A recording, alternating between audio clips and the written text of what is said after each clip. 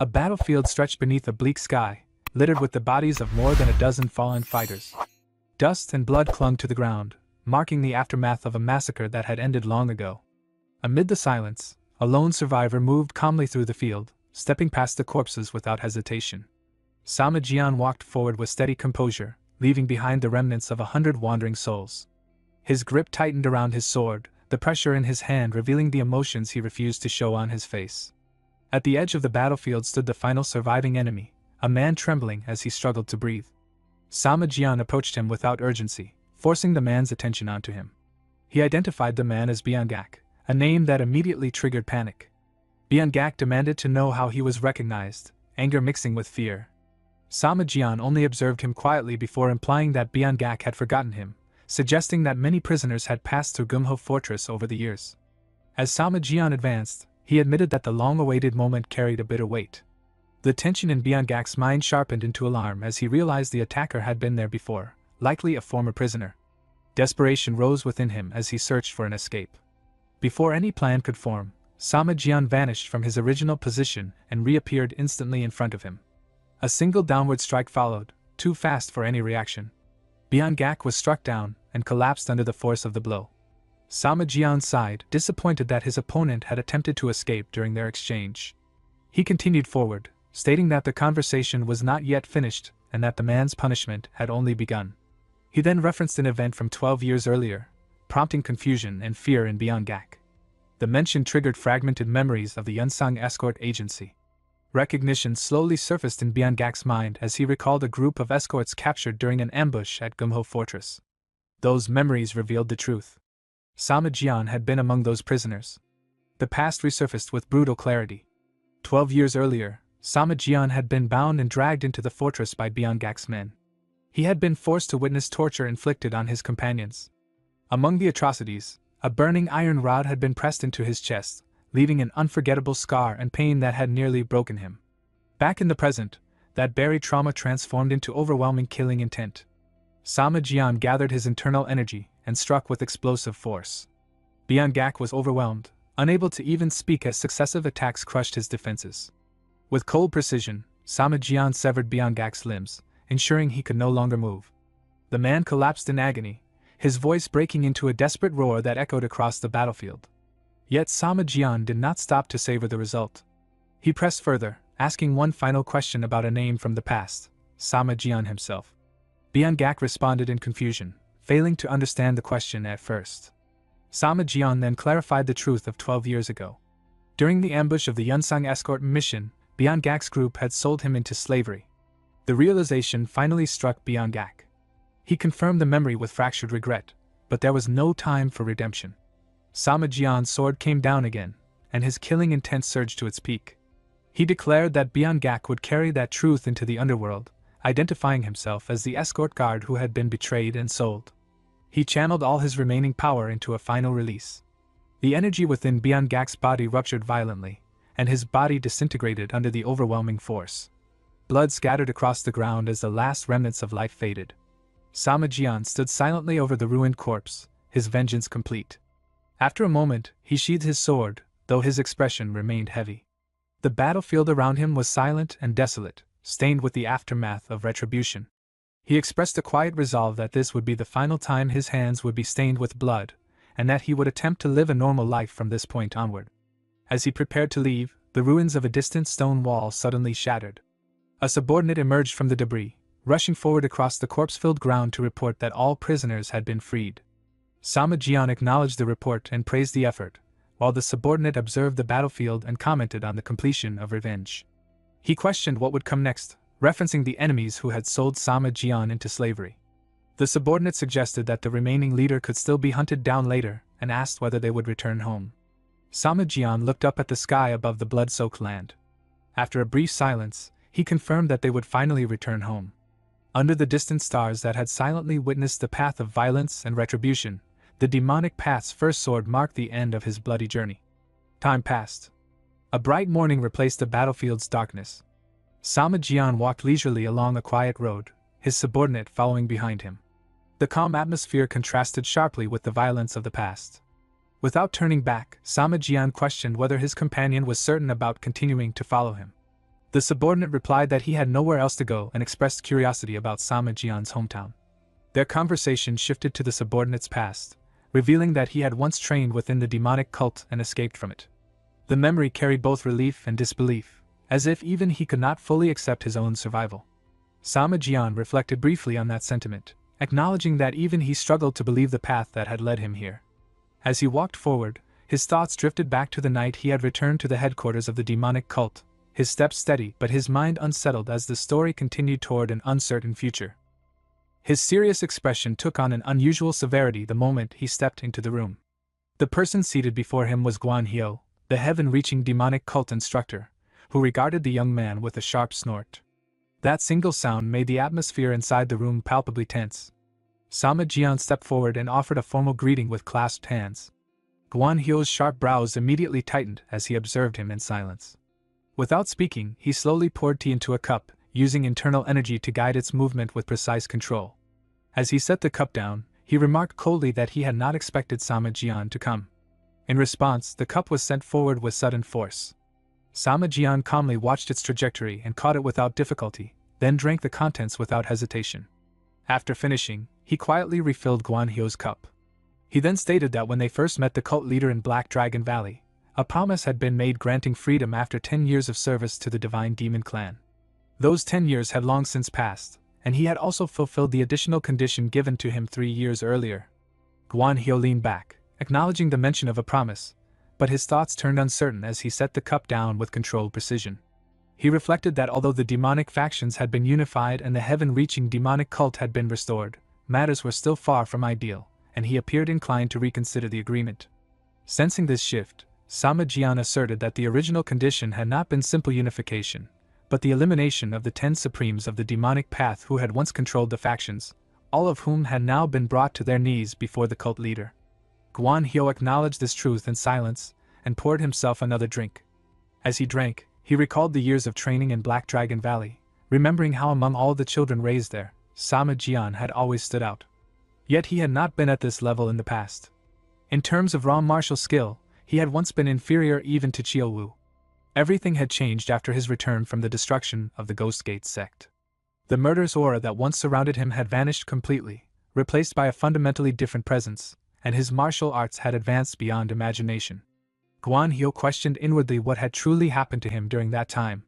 At that moment, Sama Jian apologized. Guan Hyo abruptly slammed his empty cup onto the table and dismissed the apology as meaningless.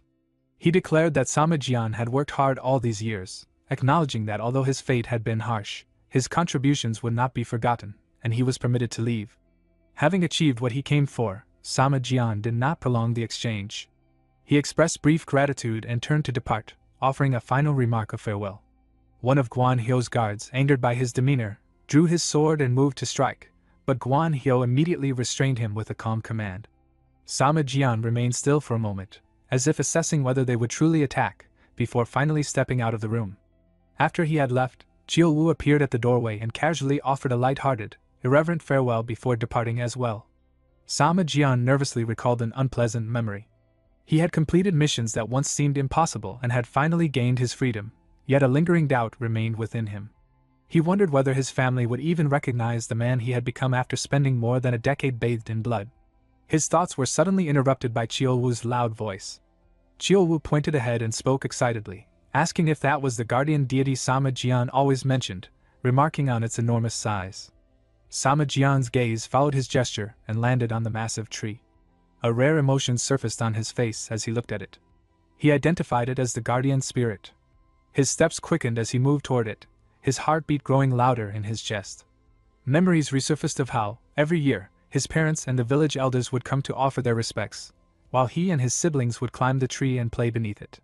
As the familiar rustic scent of wood filled his senses, his voice trembled with emotion as he realized he had truly returned home. Sensing his reaction, Chielwu spoke cheerfully, remarking that Sama Jian had once been like this, and that he had always imagined him as stone-faced even as a child. However, their moment was interrupted by an unfamiliar voice. A child called out to them, causing both men to turn in confusion and realize that 3 children had appeared behind them without notice. One of the children informed them that outsiders were not allowed to touch the tree. Sama Jian quickly adopted a friendly tone and replied that he was not an outsider, asking if they were from Peach Blossom Village.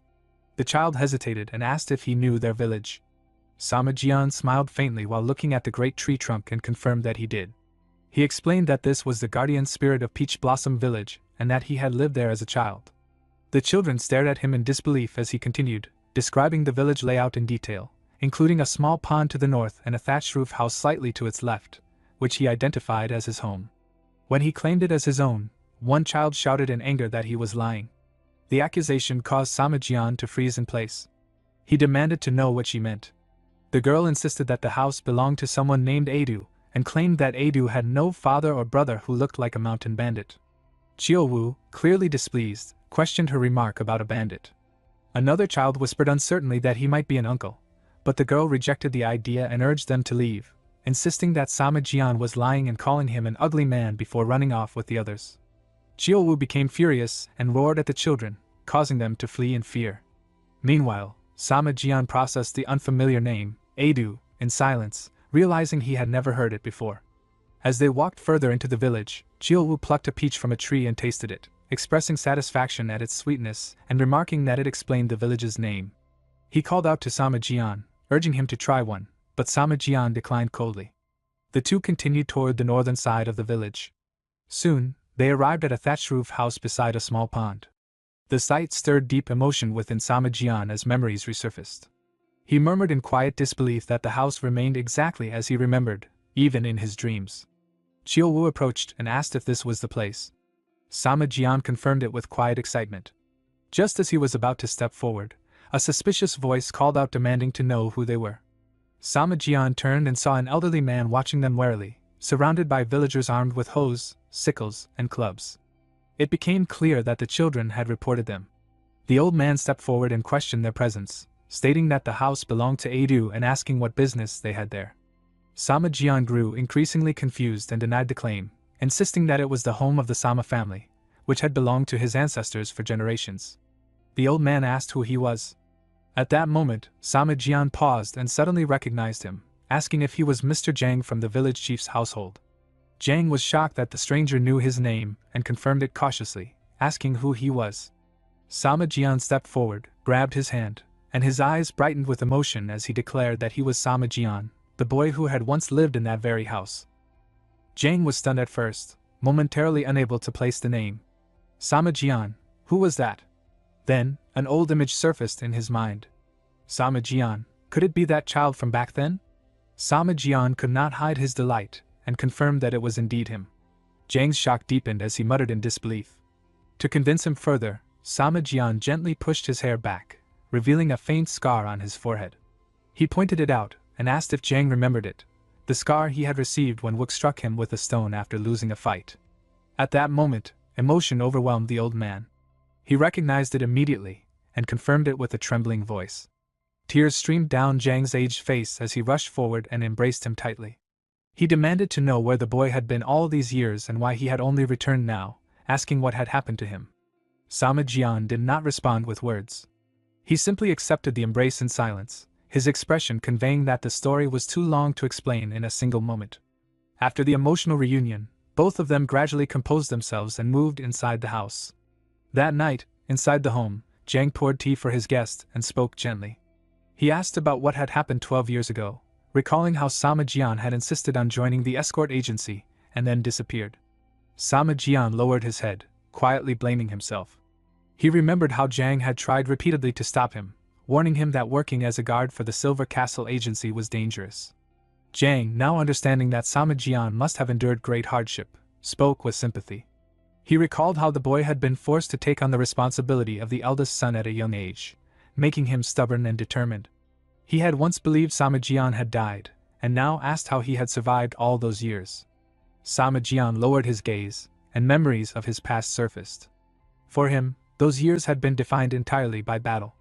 Images of fierce duels flashed through his mind, the decisive confrontation with the first powerhouse of the demonic path, and the final stages of a battle against the heavenly sword demon. The sword demon had already been cornered, yet Samajian stood before him, seemingly uninjured. That sight had filled his opponent with both rage and excitement. The sword demon spoke bitterly of how it had been 300 years since the fall of the heavenly demon, and how the demonic path had been shattered. He mocked the so-called divine demon cult that claimed it would reunify the fractured demonic world, yet admitted that the rumors had proven true, that all of the 10 great demonic powers had been defeated by an ordinary-looking force, leaving only him. Sama Jian did not prolong the exchange and stated plainly that the sword demon was the last one. Once he was eliminated, he would finally be free. The sword demon's blood boiled at those words. With a fierce grin, he challenged Sama Jian to try, declaring that if he succeeded, he would become the strongest in the demonic cult, the first sword of the demonic path. Without delay, he unleashed a powerful strike to demonstrate his pride. However, the difference in strength was absolute. Sama Jian countered with a single swing of his sword, releasing a beautiful vortex of energy that sent the sword demon flying. The sword demon struggled to rise, but his strength had completely left him. He could only kneel, defeated. The outcome was undeniable. The pride and glory of his entire life came to an end in that moment. With a final breath, the sword demon admitted he had never expected such overwhelming power before collapsing lifelessly. He became nothing more than another forgotten name in the flow of history. Only then did Sama Jian exhale slowly in relief. Standing beneath the open sky, he looked toward the sun with a faint sense of hope and realized that it was finally over. Returning to the present, Jian found himself at a loss for words. He considered that even if he told the truth, it was unlikely to be believed. With that thought, he gave a vague explanation, stating that he had been sold to a mercenary group and had wandered for years before finally finding a way back. Jiang did not press for further details and instead offered quiet sympathy, acknowledging that he must have endured great hardship. Jian quickly shifted the topic and asked about his family's whereabouts. Jiang hesitated slightly before answering that Jian's siblings had moved to Sohung. Surprised, Jian repeated the name, and Jiang confirmed it, explaining gently that it had been 6 years since the move. After Jian's disappearance, they had tried to endure, but eventually had no choice but to relocate. The next morning, Jian set out once again. He and Chiaowu bid farewell to the village and departed quickly. However, the joy of returning home had already begun to fade, leaving behind a hollow ache within him. Jiang's words from the previous night continued to echo in his mind. His mother had passed away the year before. Jian climbed a quiet hill alone and sat on a large rock. Overwhelmed by emotion, he broke down in tears. He mourned his mother, missed his younger siblings, and blamed himself for everything he believed he had failed to protect. Trembling under the weight of his grief, he questioned how such an unfilial son could ever ask for forgiveness. After some time, he forced himself to regain composure. Later, upon reaching Sohung, he discovered a dilapidated old house. The sight only deepened his sorrow. Chiaowu attempted to lighten the mood by teasing him, questioning whether he was afraid, and remarking that it was unusual to see him like this after having once walked calmly through enemy territory. Jian dismissed the comparison, stating that this situation was different. Chiaowu shrugged and urged him to simply go inside, insisting there was nothing to fear. Jian hesitated, admitting that it was not so simple. He felt he did not have the right to face them after all this time, especially considering how much they must have suffered while living in such conditions. Chiaowu dismissed his concerns, suggesting they could simply buy a new house and encouraging him to act now that he had returned. After a moment of silence, Jian accepted the encouragement. He resolved inwardly that he would never leave his family again. With renewed determination, he stepped forward and raised his hand to knock. He called out, asking if anyone was home, but his movement stopped abruptly. Standing before him was a girl. At the sight of her face, Jian froze in shock. Though she had grown into a young woman, her features still faintly resembled the little girl he once carried on his back. His expression tightened with disbelief as he stepped forward, trying to confirm what he was seeing. He began to ask if she was, but Chiaowu interrupted him suddenly, exclaiming in admiration that she was absolutely gorgeous. Startled, Jian immediately struck Chiaowu as a warning. He then composed himself, softened his tone, and asked the girl if she was Sama Jin. Sama Jin's eyes widened in shock as she asked how he knew her name. Upon hearing her confirmation, Jian was overwhelmed with joy and firmly grasped her hand. He began to speak, saying that she had grown so much and that he was. However, his words suddenly trailed off. Something about Jin's hand felt deeply wrong. Jian stared at her with growing suspicion, and as he continued to examine her condition, his expression shifted to alarm. He sensed an abnormal surge of yin energy within her body and asked in shock what was going on. Sama Jin panicked and tried to pull her hand away, but her strength slipped out of control. She lost her balance and fell to the ground. Jian immediately reacted in concern, calling out to her in alarm. For the usually composed Jian, the situation left him uncertain and shaken. At that moment, a loud shout rang out from nearby. A young boy charged forward, demanding who they were. Jian and Chiaowu turned toward the voice in unison. Sama Jin, as if seeing salvation, called out desperately, addressing him as her little brother. Still confused, Jian repeated the words. "Little brother?" Before noticing the boy had already launched himself forward. The boy shouted that Jian had dared to touch his sister and threw a powerful punch. Jian easily evaded it with a slight movement and calmly asked if the boy was Ho. The boy roared in anger, confirming it and introducing himself as Guangho of the Concordant Mind Association. Without hesitation, he continued his assault, unleashing a chaotic barrage of punches and kicks while shouting accusations that they were despicable members of the Blood Axe sect. As he dodged effortlessly, Jian thought to himself about the names being thrown around. Concordant Mind Association, Blood Axe sect. He wondered if the boy had become involved with some kind of gang. He observed both Jean and the hot-headed youth and reflected that they once seemed innocent and mischievous, yet had now grown into entirely different people. Realizing none of his attacks were landing and that he was being treated lightly, Guangho became enraged.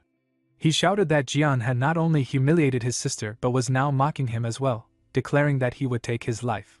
Fortunately, another young man arrived and intervened, stopping Guangho. He sternly reprimanded him, telling him to stop and questioning what he was doing on their mother's death anniversary. Jian observed the scene with a grave expression. Hearing those words, he wondered if the newcomer might be Haiyan. Guangho, still agitated, ignored the warning and told him to move aside. Haiyan, displeased, questioned his actions and reminded him that they did not yet understand the situation. He accused him of acting recklessly and asked if associating with those so-called gangsters had made him lose his judgment. Seeing that both of them were safe and well, Jian could not suppress a faint sense of relief and happiness. He thought to himself that they had all grown up. Guangho stubbornly insisted once again that they were not ruffians. Haiyan, clearly disappointed, warned him not to associate with them in the first place, as if trying to shape something refined out of rough material. To Jian, however, the chaotic scene felt strangely peaceful. He thought that as long as they were safe, nothing else mattered. At that moment, Guangho noticed Jian lowering his guard and seized the opportunity to strike. However, his blade was instantly stopped by Chiaowu's bare hand. With overwhelming strength, Chiaowu crushed it effortlessly as though it were made of soft clay. Guangho's face turned pale as he called him a monster. Chiaowu's competitive spirit flared, and he proudly declared himself the great Jumgang Yacha. Guangho, still furious, shouted that he did not care who they were and accused them of trying to steal from his family, calling them shameless intruders. This time, Chiaowu was truly provoked. He demanded to know what Guangho meant, angrily rejecting the accusation and asking if he looked like a thief.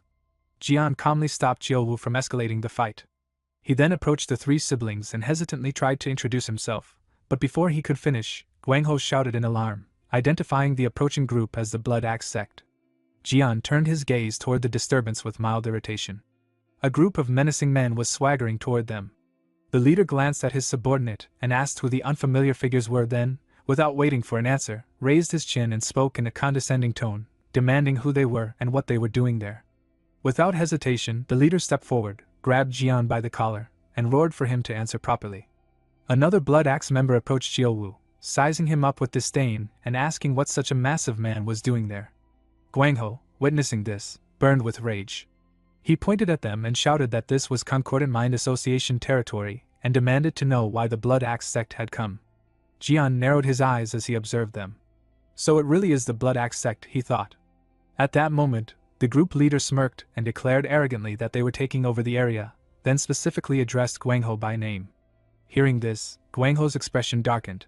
Grinding his teeth, he muttered that one troublemaker had not been enough and now they were seeking an all-out fight. He released Jian's shoulder, stepped forward without hesitation, and prepared to confront them directly. The leader walked forward with an arrogant swagger, saying that everything would end peacefully if they cooperated. In that instant, Jian's sword was drawn from its sheath. With a single fluid motion, he struck. The attack was instantaneous and precise, and the Blood Axe leader collapsed, killed in a single blow. For a brief moment, chaos spread among the Blood Axe members. They looked around in shock and suspicion, one of them exclaiming in disbelief, demanding who had done it and how it was possible.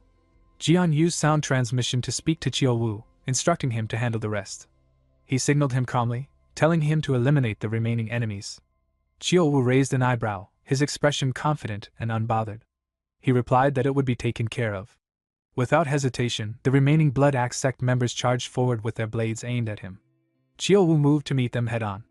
With a faint, confident expression, he advanced and unleashed his fists, quickly overwhelming and striking down the attackers one after another. When it was over, Chiyowu looked at the fallen bodies and sneered in contempt, calling them useless small fry. Then, scratching his head awkwardly, he muttered that he might have been a bit too rough. The three siblings, Jin, Guangho, and Haiyan, stood frozen in place, mouths agape in shock. They struggled to comprehend what had just happened, realizing that an entire group had been wiped out in an instant. Chiyowu pointed at the defeated enemies at his feet and smirked, asking if they still thought he was on their side. Jian looked flustered, unsure how to respond. He then stepped forward again, trying to calm them. He insisted that they were not thieves and addressed Jin, Guangho, and Haiyan directly, asking if they did not recognize him. As he spoke, he pulled his hair back to reveal the scar once more. Guangho gasped in shock. Staring at it, he asked in disbelief if it was truly him, his older brother. Jian smiled softly and confirmed that he had returned.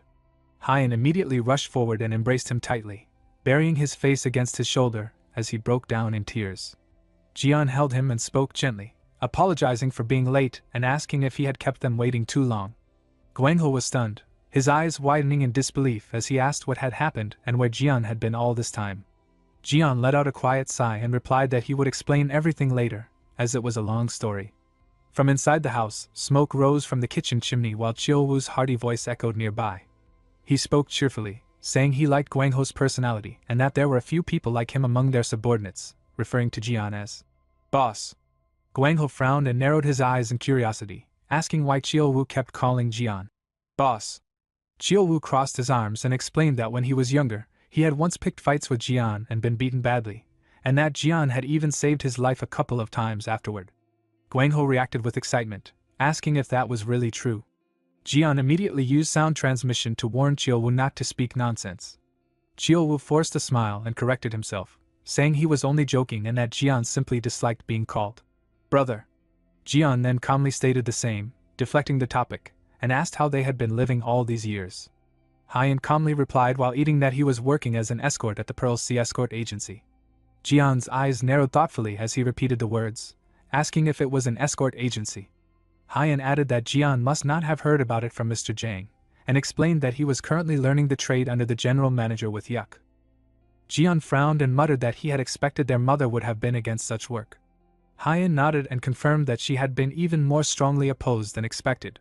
Guangho, sitting nearby and chewing his food, remarked bluntly that Jian had disappeared while working as an escort and that he had been wrong to choose that path from the beginning. Haiyan immediately snapped back, his face turning red with anger, calling Guangho a wandering bum and questioning his right to speak. Guangho remained unfazed and replied that at least he earned more than Haiyan. Haiyan's expression darkened further as he accused Guangho of making money by bullying the weak and said he did not need such money. Unable to hold back his anger any longer, Guangho shouted that they never bullied anyone and that Haiyan was speaking without understanding. At that moment, Samajin slammed a plate onto the table and shouted for them to stop, saying that Jian had only just returned after 12 years and that they were still arguing. Her expression suddenly changed, and she abruptly suffered a nosebleed. Panicked, Samajin tried to pinch her nose shut while trembling. Everyone froze in shock. Jian rushed over immediately, his expression tightening as he examined her condition. He realized something critical, that the yin energy in her body was far too strong. Guangho stood up in alarm and asked how Jian knew that. Jian turned and asked whether they had taken her to a clinic for examination and what the doctors had said. Haiyan explained that they had visited the most renowned clinics in the region, but none had been able to determine the cause. Even the most reliable physician had given the same assessment Jian had just made, which was why her hands and feet were constantly cold and her skin remained pale. Jean calmly reassured them, saying that she was fine and that she could still endure it. Without saying anything further, she quietly opened the door and stepped outside, leaving the others in stunned silence. After the door closed, Haiyan lowered his head and explained that they had moved to Sohung because the doctor who might be able to help her was there. Guangho added, his voice trembling with emotion, that she could only function normally by taking medicine that supplemented her yang energy, otherwise Jean might not have survived until now. A heavy silence followed. Jian remained quiet for a moment, then asked whether there was a cure. Haiyan's expression darkened as sadness crept into his face. He explained that a complete cure was difficult, but the symptoms could be managed with treatment. However, the cost was extremely high, and even maintaining the treatment was already a heavy burden. The money he earned was not enough, and without the extra income brought in by his younger brother, they would not have been able to endure. In truth, he added, he did not even have the right to criticize him. Hyan raised a hand to hide the tears forming in his eyes. Guangho was taken aback. Jian placed a hand on Hyan's shoulder in quiet comfort. He told him that he had done nothing wrong, and that no brother could stand by while his sibling went astray. He then admitted that the one who had no right to speak was himself, and he apologized to both of them. In unison, Guangho and Hyan immediately responded, calling him Big Brother. Jian's gaze remained steady and firm. He thanked them and said that they should not worry about money. The next day, they would go and meet that doctor. Hyan stood up and bowed deeply, thanking him and urging him to rest, saying he must be exhausted. Guangho also stood, and together the two of them left.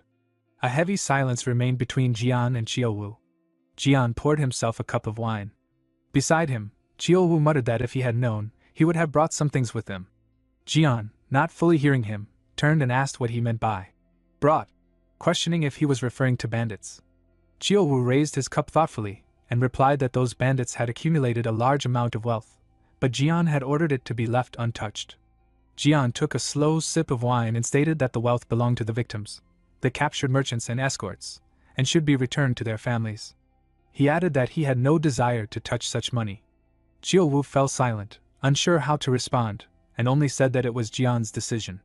He then mentioned that they still possessed the item obtained from the demonic Buddha temple, which could be sold for a good price. He asked for Jian's opinion on Jin's condition. Jian set his cup down and admitted that he was uncertain, as he was not a physician. Qiuwu asked if he could not make even a rough guess. After a moment of thought, Jian explained that the balance of energy in Jin's body was severely distorted, with yin energy overwhelmingly dominant. Qiuwu frowned and suggested that they could simply supplement her yang energy, adding that with Jian's internal strength, it should not be difficult.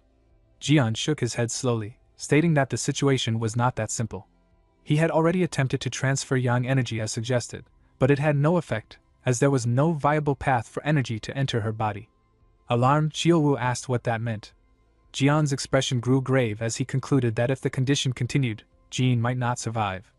The following day, all of them arrived in front of a renowned clinic. They looked up at the scene together. The place was packed with people, and the noise of families and patients filled the air as attendants called out for order. Jian remarked that the line was extremely long, and that they had arrived late, though they had left early. He had not expected such overwhelming crowds, confirming that it was indeed a famous clinic. Guangho casually smiled and explained that this was the most well-known clinic in the region. He then stepped forward confidently. He approached the group managing the queue and politely greeted them, clasping his hands and thanking them for their hard work. Seeing this, Qiuwu asked who they were. Hyan replied that they were members of the Concordant Mind Association, explaining that they did not only manage this place but also earned money by maintaining order at other business locations as well. Qiuwu scoffed slightly, remarking that they were essentially security guards. He then questioned why Guangho was acting so submissive, especially after his earlier boastful attitude. Qiuwu spoke dismissively, asking what pillar they were referring to and remarking that Guangho was nothing more than an errand boy. He then laughed heartily, adding that everyone had to start somewhere. After completing his negotiations, Guangho quickly returned and called the group over, announcing that arrangements were finished and they could proceed inside. Qiuwu smiled with satisfaction and leaned toward Jian, quietly commenting that Guangho was more capable than he appeared. The group moved further into the clinic. The deeper they went, the more crowded it became. Jian observed aloud that not only were there many patients, but there were also a large number of physicians. Hyan, walking beside him, explained that in his experience as an escort, he had never seen a place as large as this, not even in Sohung or surrounding regions. When he first arrived, there had only been one guard and one physician, a man named Sosoma, but due to his abilities, the clinic had expanded rapidly within just a few years. Jian quietly repeated the name. Sosoma. Qiuwu confidently added that the physician was certainly not a fraud. Although Jian acknowledged this, he could not suppress his lingering concern. He wondered why such a skilled physician had been unable to diagnose Sama Jin's illness. At that moment, Guangho entered ahead of them and greeted the staff enthusiastically. The physician responded, noting that it was not yet time for a follow-up visit and asking why they had come. Guangho directly stated that they had a matter to discuss and requested an audience. The physician nodded and instructed them to wait inside while he summoned his master. Inside, injured patients were visible throughout the area. As Jean settled into a room, a voice came from outside announcing the physician's arrival. Shortly after, the physician entered with an apologetic expression, saying he had been surprised to learn of their visit. He added that the previous medicine was still effective and had worried her condition might have worsened. After examining Jin's face closely, he concluded with relief that it did not appear to be the case. Guangho quickly clarified that they were not there for a routine visit. He explained that Jian had insisted on meeting the physician, which was why they had come in haste. Jian stepped forward respectfully, clasping his hands and introducing himself as Sama Jian. The physician returned the greeting and introduced himself as Huang Zhong. He added that although he had been treating the patient's family for years, he had only just learned that she had an older brother. Observing him, Jian silently assessed that the physician gave a good impression and appeared genuinely humble. He also noted with mild surprise that the man seemed to be a physician who also practiced martial arts. Chiu Wu appeared to share the same impression, remarking that the physician was quite impressive. Through sound transmission, Jian quietly confirmed to Chiu Wu that the man possessed real ability. Jian explained to the physician that he had been away for a long time and had only recently learned of Jin's serious illness. Upon hearing that the physician was directly treating his younger sister, he had come immediately to seek him out. Physician Huang Zhong responded politely, stating that while it was not a complete cure, they were welcome to seek help. He then checked Jin's pulse and conducted a thorough re-examination. The room fell into complete silence as everyone watched intently. After a moment, the physician spoke with a sorrowful expression, admitting that Jin's condition had always troubled him and that he regretted his limitations as a healer. Haiyan quickly tried to comfort him, saying he should not blame himself, and that Jin was still alive thanks to his care. Without him, she might not have survived until now. The physician thanked him for his understanding but explained that he could only slow the progression of the illness and prevent the worst outcome. Jian fell into deep thought, repeating the phrase silently in his mind, the worst outcome being Jin's life itself. He then asked whether stronger medicine would improve her condition. The physician explained that the current treatment did have some effect, and that stronger medicine would likely yield better results. He elaborated that they were currently using herbs that strengthened yang energy to counteract Jin's overwhelming yin energy, with fire spirit herb as the main ingredient. A stronger variant could increase effectiveness.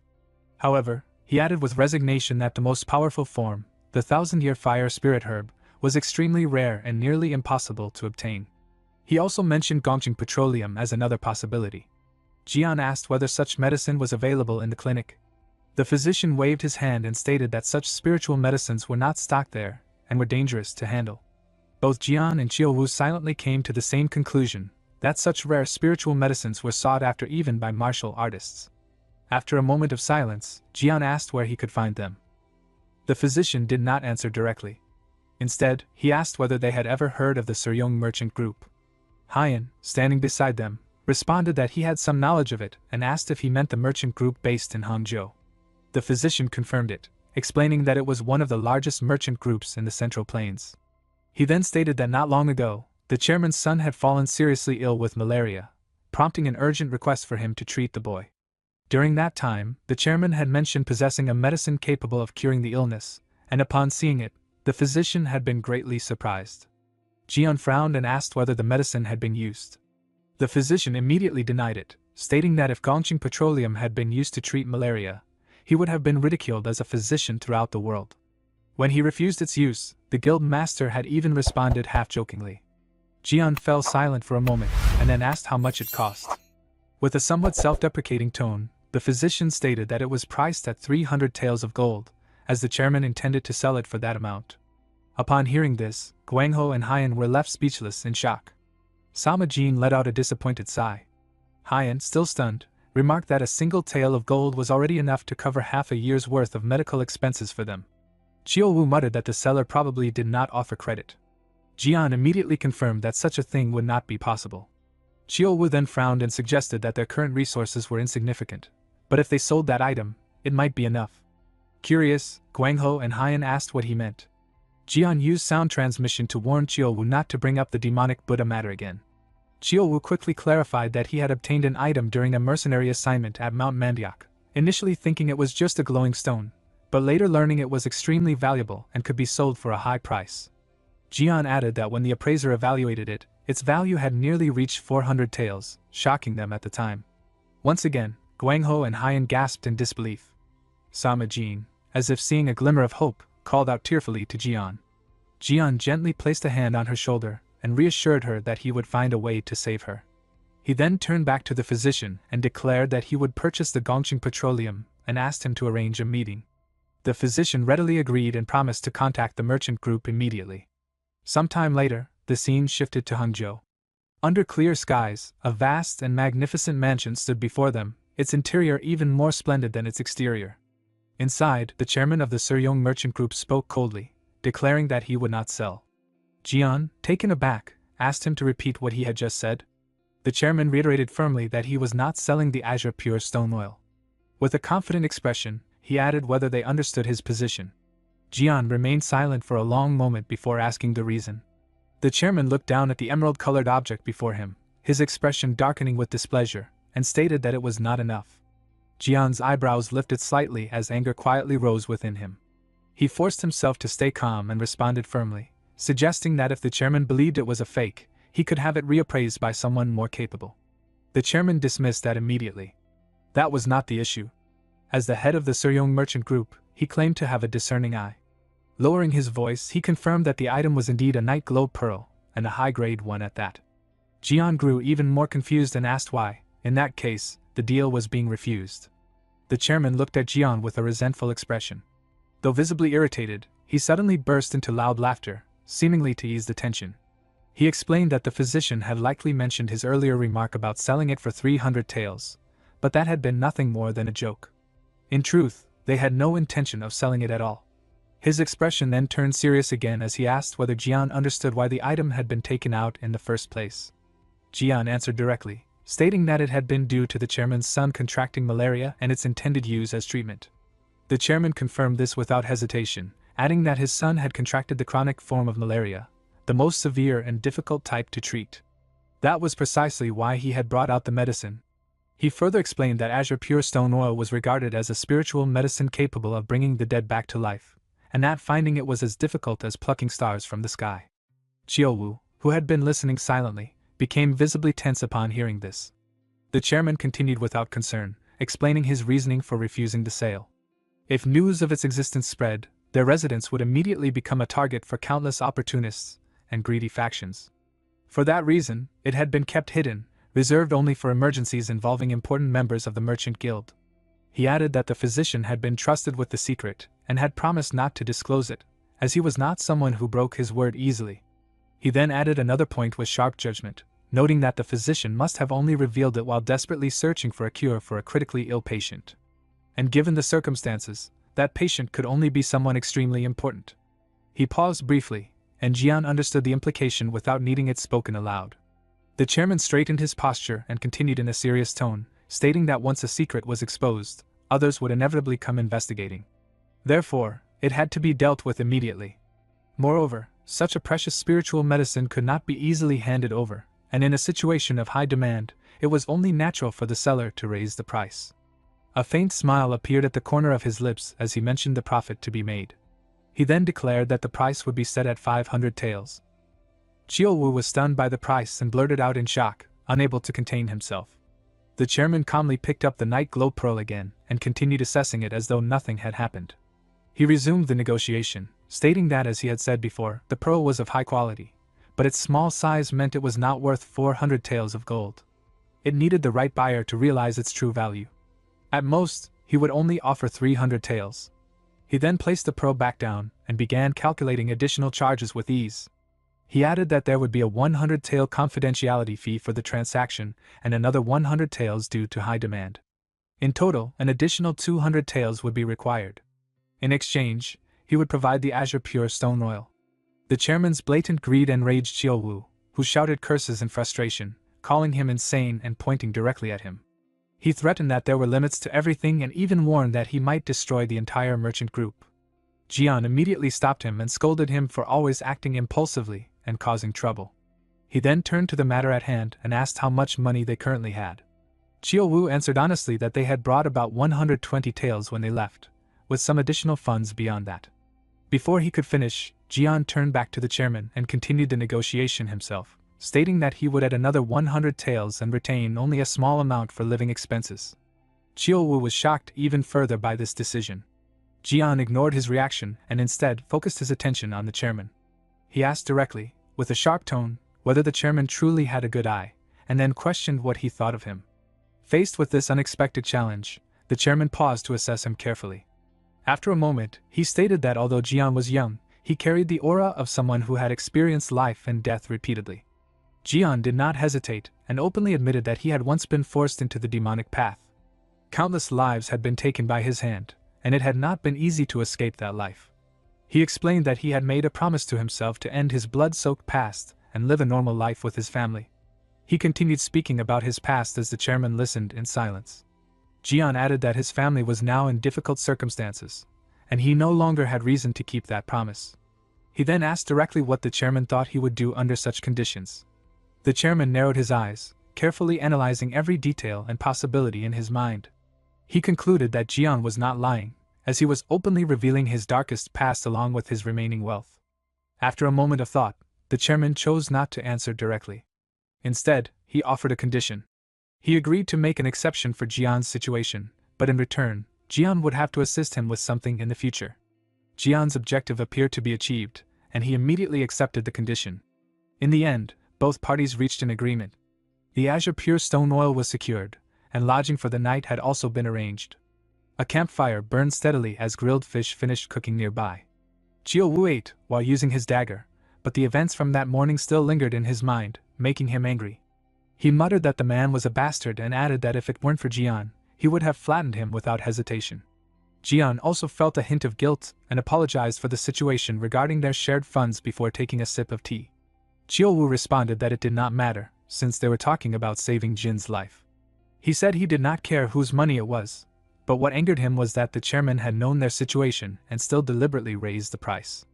Frustrated, he muttered that he could not stand it and even questioned whether they should go back and take it by force. Jian immediately suppressed his rising anger and warned him sharply, asking if he intended to spill blood over medicine meant to save his sister. Jiao Wu, after a pause, muttered that when it was put that way, Jian was right. Jian picked up a branch from nearby and spoke about his thoughts. He reflected that everything they had done had been for survival after being kidnapped, and although their victims had all belonged to the demonic path, they were still stained with blood. He acknowledged that his own hands were covered with the lives of countless people, including the 10 great powers, all for the sake of unifying the demonic path. He then stated that now that they had escaped that world and entered society, they needed to abandon their old ways. Emphasizing each word, Jian explained that the Central Plains was governed by the order of the Murim world and its great clans, and they would have to adapt to it.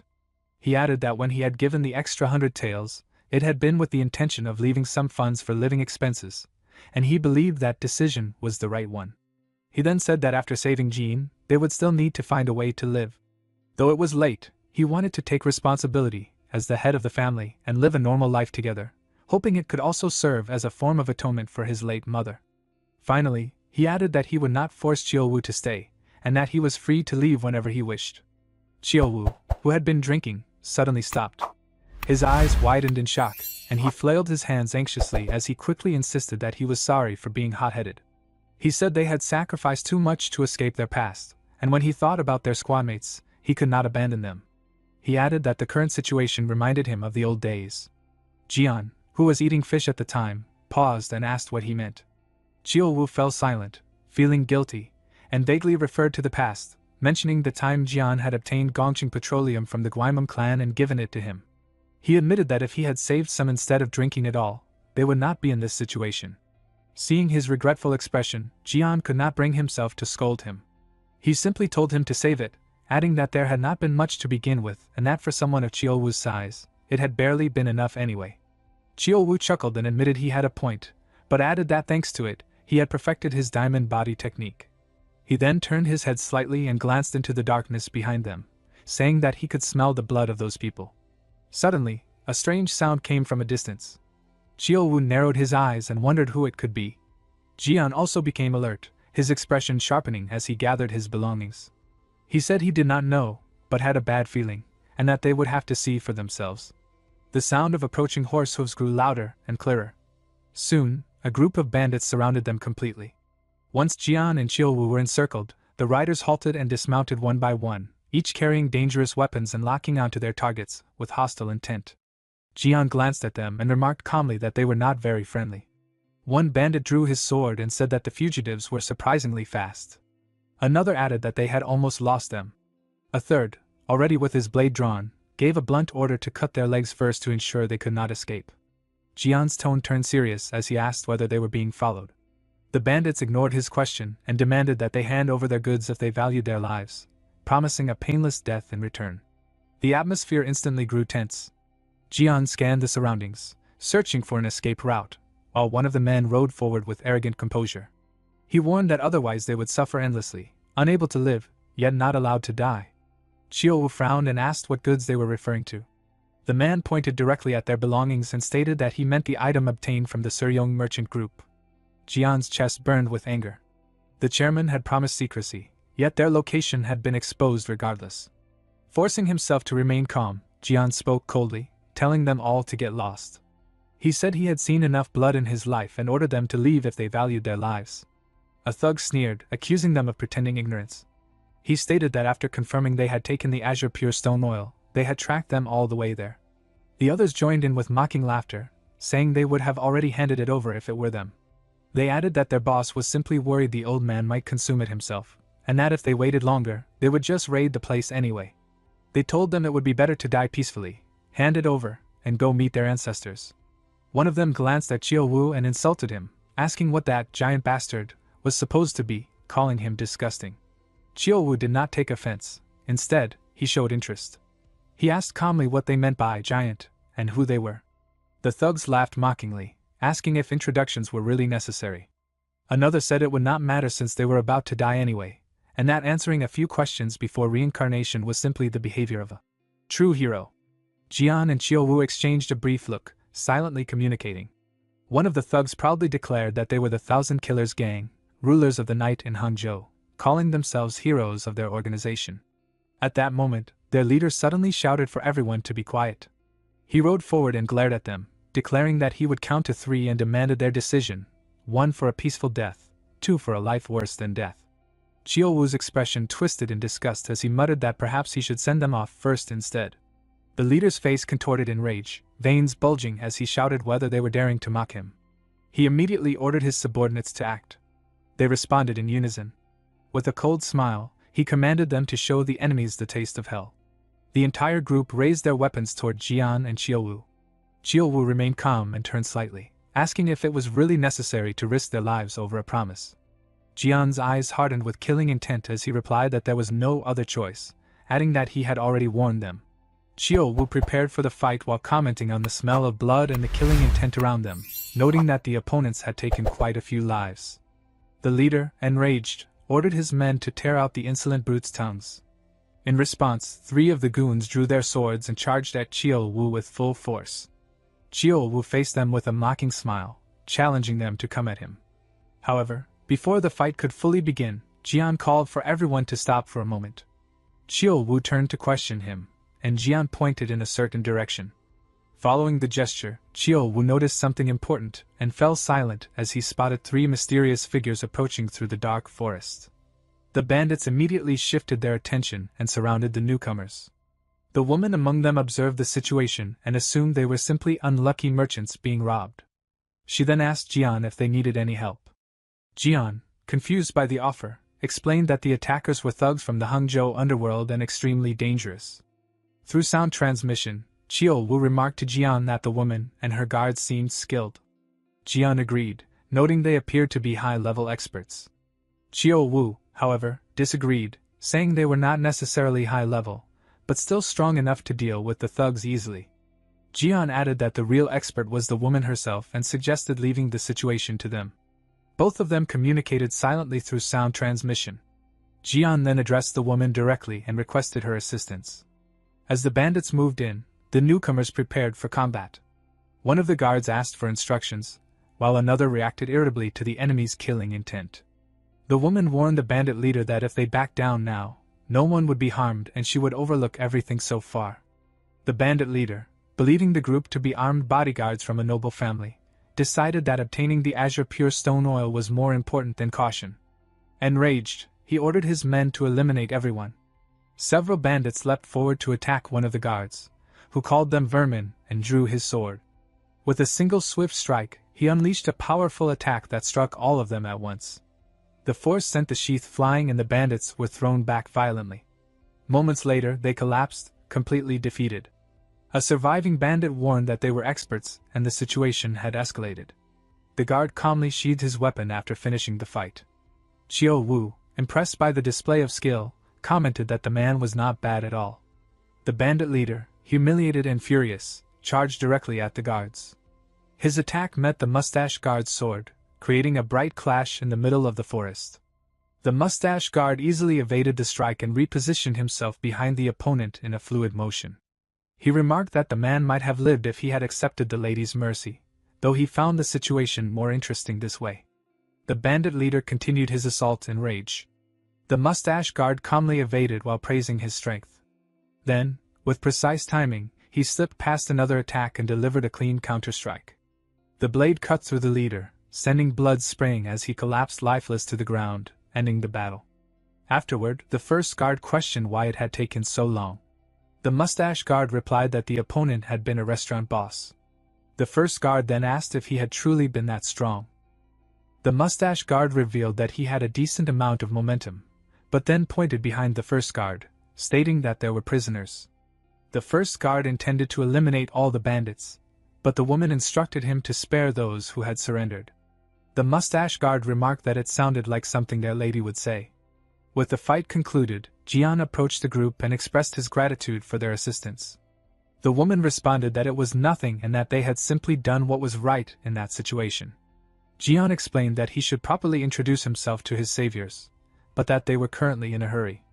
The woman then told him to proceed ahead, as they would handle the remaining bandits. Jian bowed respectfully in thanks and turned to leave.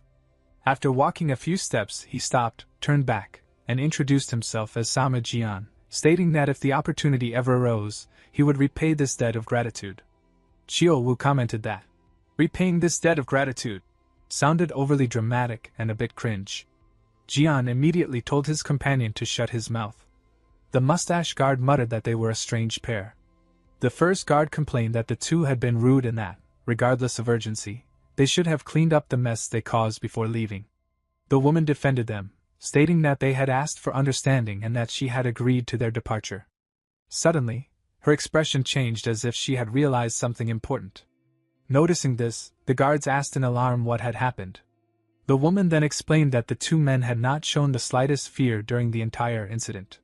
She repeated the observation, leaving her companions confused. She clarified that even while surrounded by blood and death, they had not flinched once. Their indifference made it seem as though they were merely spectators watching a scene unrelated to them. Some time later, Jian returned to physician Huang Zhang's clinic. He entered a room filled with medicinal supplies while carrying the rare item. Shortly after, physician Huang Zhang rushed into the room and anxiously asked whether he had obtained it. Jian confirmed that he had and carefully began unwrapping the package. The physician expressed regret for not accompanying him, but Jian reassured him not to worry, stating that simply being told how to obtain the azure pure stone oil had been more than enough. Huang Zhang thanked him for understanding and asked about the younger brother who had accompanied him. Jian explained that he had sent him to retrieve his sister and that he should arrive soon. Huang Zhang reacted slightly awkwardly to this and appeared somewhat uneasy.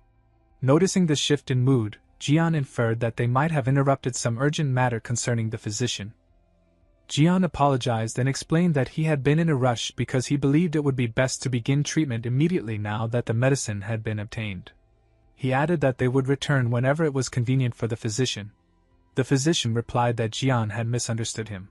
It was not a matter of lacking time or inconvenience. He explained that there had been another reason he could not accompany them to the Suryong merchant group. Guests from his main family had arrived. Jian was surprised and repeated the physician's words, trying to understand the situation. The physician appeared tense while speaking and covered his mouth with his hand.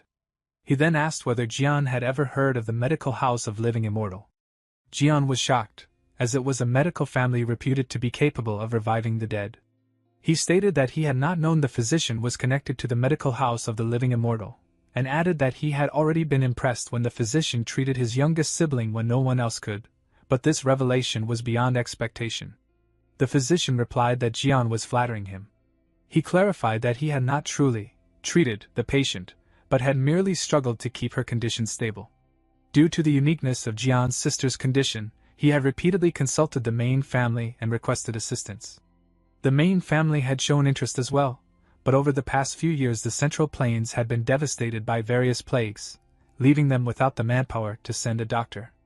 However, as he continued, Jian's expression brightened and he immediately asked whether a doctor from the main family had finally arrived.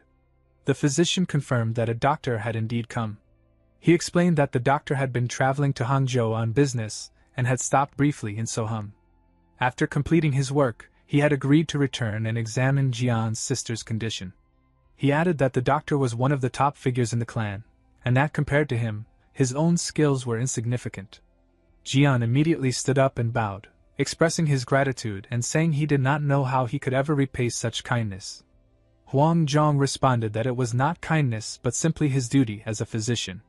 He added that the doctor had said he would return as quickly as possible after finishing his business, though the exact timing could not be guaranteed.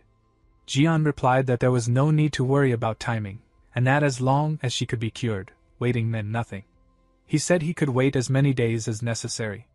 Suddenly, the physician's expression turned serious, and he appeared deeply concerned about something. Jian noticed the change and asked if there was any problem. The physician internally struggled, finding it difficult to give a definitive judgment about the illness, and worried about upsetting Jian's happiness. Because of this, he dismissed the concern and said it was nothing, adding that he would contact them later. Sometime later, the family was seen gathered at their country home on a peaceful, sunny day. During the meal, the sister and brother served food, and the atmosphere appeared warm and cheerful. Jian then asked Haiyan where he would be going for his next escort mission. Haiyan replied that his next destination as a warrior would be the city of Wuxi. Jian remarked that it was quite far north from where they currently lived. Haiyan confirmed the distance, but said that if nothing unexpected happened, he would return in 2 weeks. Jian remained silent for a moment, observing his younger brother. Then he finally asked whether Haiyan intended to continue with such a dangerous occupation. Haiyan asked if he should not continue. Jian responded that the job was too dangerous for him, reminding him that he had returned after 12 years and fearing that the same fate might befall his younger brother. Haiyan replied that he had started at 17 and had already been doing it for 5 years. He added that there was no guarantee of safety in the future, and if he lived in fear of things that had not yet happened, he would accomplish nothing. He also noted that the treatment and conditions were better compared to other escort bureaus. Jian then revealed that he had saved enough money so he would no longer need to work that job. Haiyan questioned this, asking if Jian had not said that he had already spent it all, specifically on Azure Essence. At that moment, Jian suddenly turned to Chiao Wu with suspicion. Chiao Wu was startled and let out a nervous chuckle, explaining that he had only been asked too many probing questions. Haiyan then spoke up in Chiao Wu's defense, questioning why Jian was treating him that way and whether he had expected him to hide the truth. He added that even if there was money left, there was nothing specific for him to do with it. Jian suggested purchasing rice paddies and farmland, but Haiyan pointed out that none of them knew how to farm. He added that neither of them even remembered much about it, noting that he had only done odd jobs for wages when he was young. Jian then brought up the idea of starting a business, but Haiyan dismissed it, saying it would be even more difficult than farming and that without proper talent, it was the easiest way to lose everything. Guangho suddenly spoke up, stating that he voted for business and even offered to secure them a good location if needed. Chiao Wu questioned what authority he had to do so, sarcastically referencing the Concordant Mind Association. Guangho replied that he might not look impressive, but he did have that level of influence.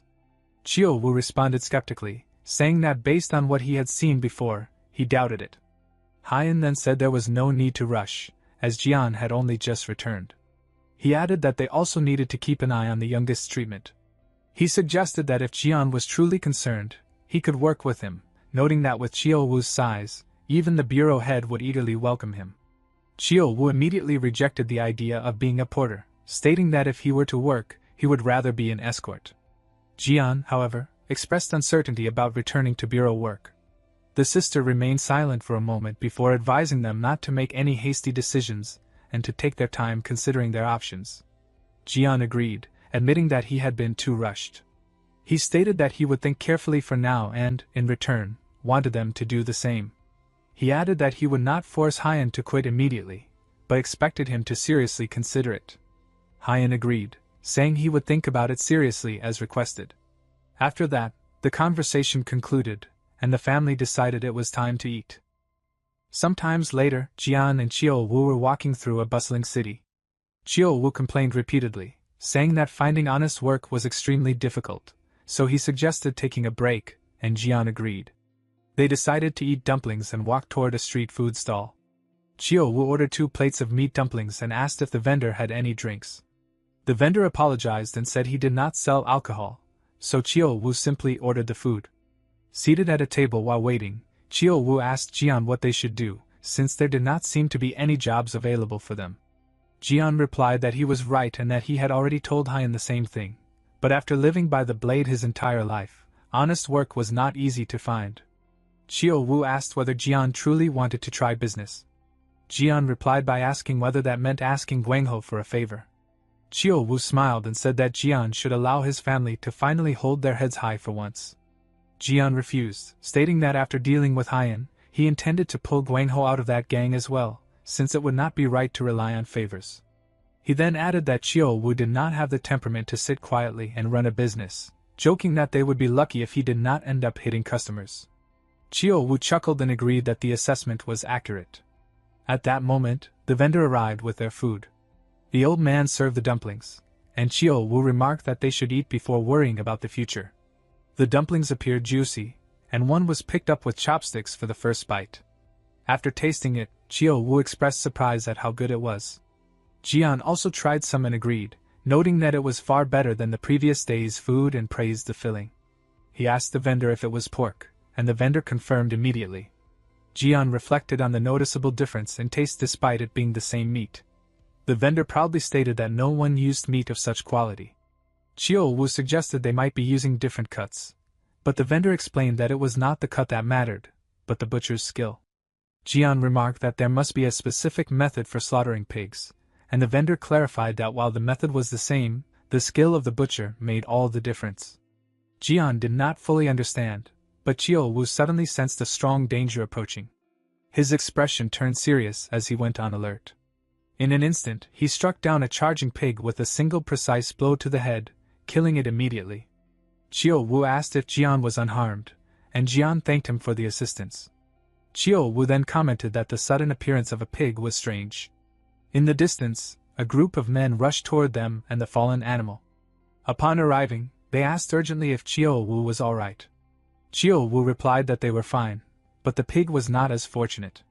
He then joked that they would not be asked to compensate for it since it was the men's negligence, leaving them shocked. An old man then appeared and began shouting at the group, calling them incompetent fools and scolding them for repeated failures. The men immediately bowed and apologized. The old man stated that the apology should be directed toward Jian and Chiu-Wu, not toward him. The group then apologized to both Jian and Chiu-Wu. Jian stated that it was fine as long as no one was injured. The old man also apologized and explained that the candidates had allowed the pig to escape, then thanked them for their assistance. Hearing the word candidates, Jian showed a curious and slightly surprised expression. The old man explained that he owned a butcher shop and was searching for someone to take over the business after him. Jian connected the information and asked if the old man had been the one who butchered the pig used for the dumplings. The old man confirmed seriously that he was indeed the one responsible.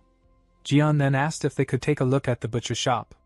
The old man was confused and questioned the reason, stating that there was nothing worth seeing since it was not a pleasant sight. Jian replied that such a sight was not commonly found either. Hearing this, the old man looked at the two for a moment as if considering the request. Shortly after, he agreed and allowed them to proceed. They were led to the back of the establishment where the butcher shop was located. There, the old man looked at a pig on the ground while his apprentices observed. He stated that the animal was no longer useful since customers had already been involved in catching it. He then asked the candidates why they believed the butchering process had gone wrong. One apprentice answered that the placement of the pin had been incorrect, and that it should have targeted the exact center of the head. The other added that the hammer striking the pin had slipped. The old man agreed with their observations but revealed that the entire process had been flawed from the beginning. He explained that the most important factor was ensuring the target did not realize it was being killed. The apprentices protested, saying they could not possibly know that since animals could not communicate. The master responded with a sharp, disappointed gaze. Another pig was then brought in and began calmly eating from a wooden bowl. The master instructed everyone to observe carefully. Without alerting the animal, the old man positioned the pin above its head. The apprentices were shocked, insisting it was impossible because the animal had previously panicked even at sight. The master explained that the pig did not react because it had not sensed any killing intent. He further explained that animals were extremely sensitive to such intent. To demonstrate, the old man released a faint killing intent, causing the pig to immediately panic. It drooled in fear and retreated, disturbed by the sudden shift in atmosphere.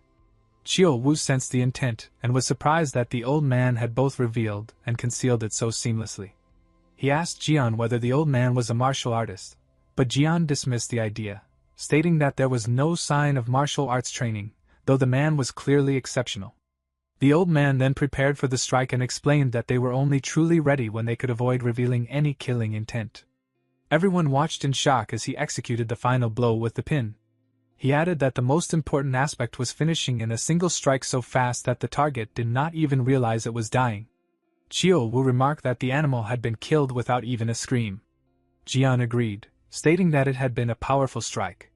After the demonstration, the old man shouted at his apprentices, asking what they were doing and reminding them that real work only began after the breath had been cut off. He ordered them to quickly drain the blood from the animal, and they immediately complied. Chiyo-Wu commented that the old man's voice was no joke and that he was extremely strict about his work. Nearby, the butcher shop cleaner overheard this and explained that the old man had no children and was looking for someone to inherit and continue his legacy. Chiyo-Wu did not understand why it was such a serious matter, since it was only the job of slaughtering animals, and asked Jian for his opinion. Jian replied that if it was something someone had devoted their entire life to, they would naturally feel that way. He compared it to Master Bulto, mentioning how many people he had rejected before Chiyo-Wu, a well-known story even in the Black Dragon Valley.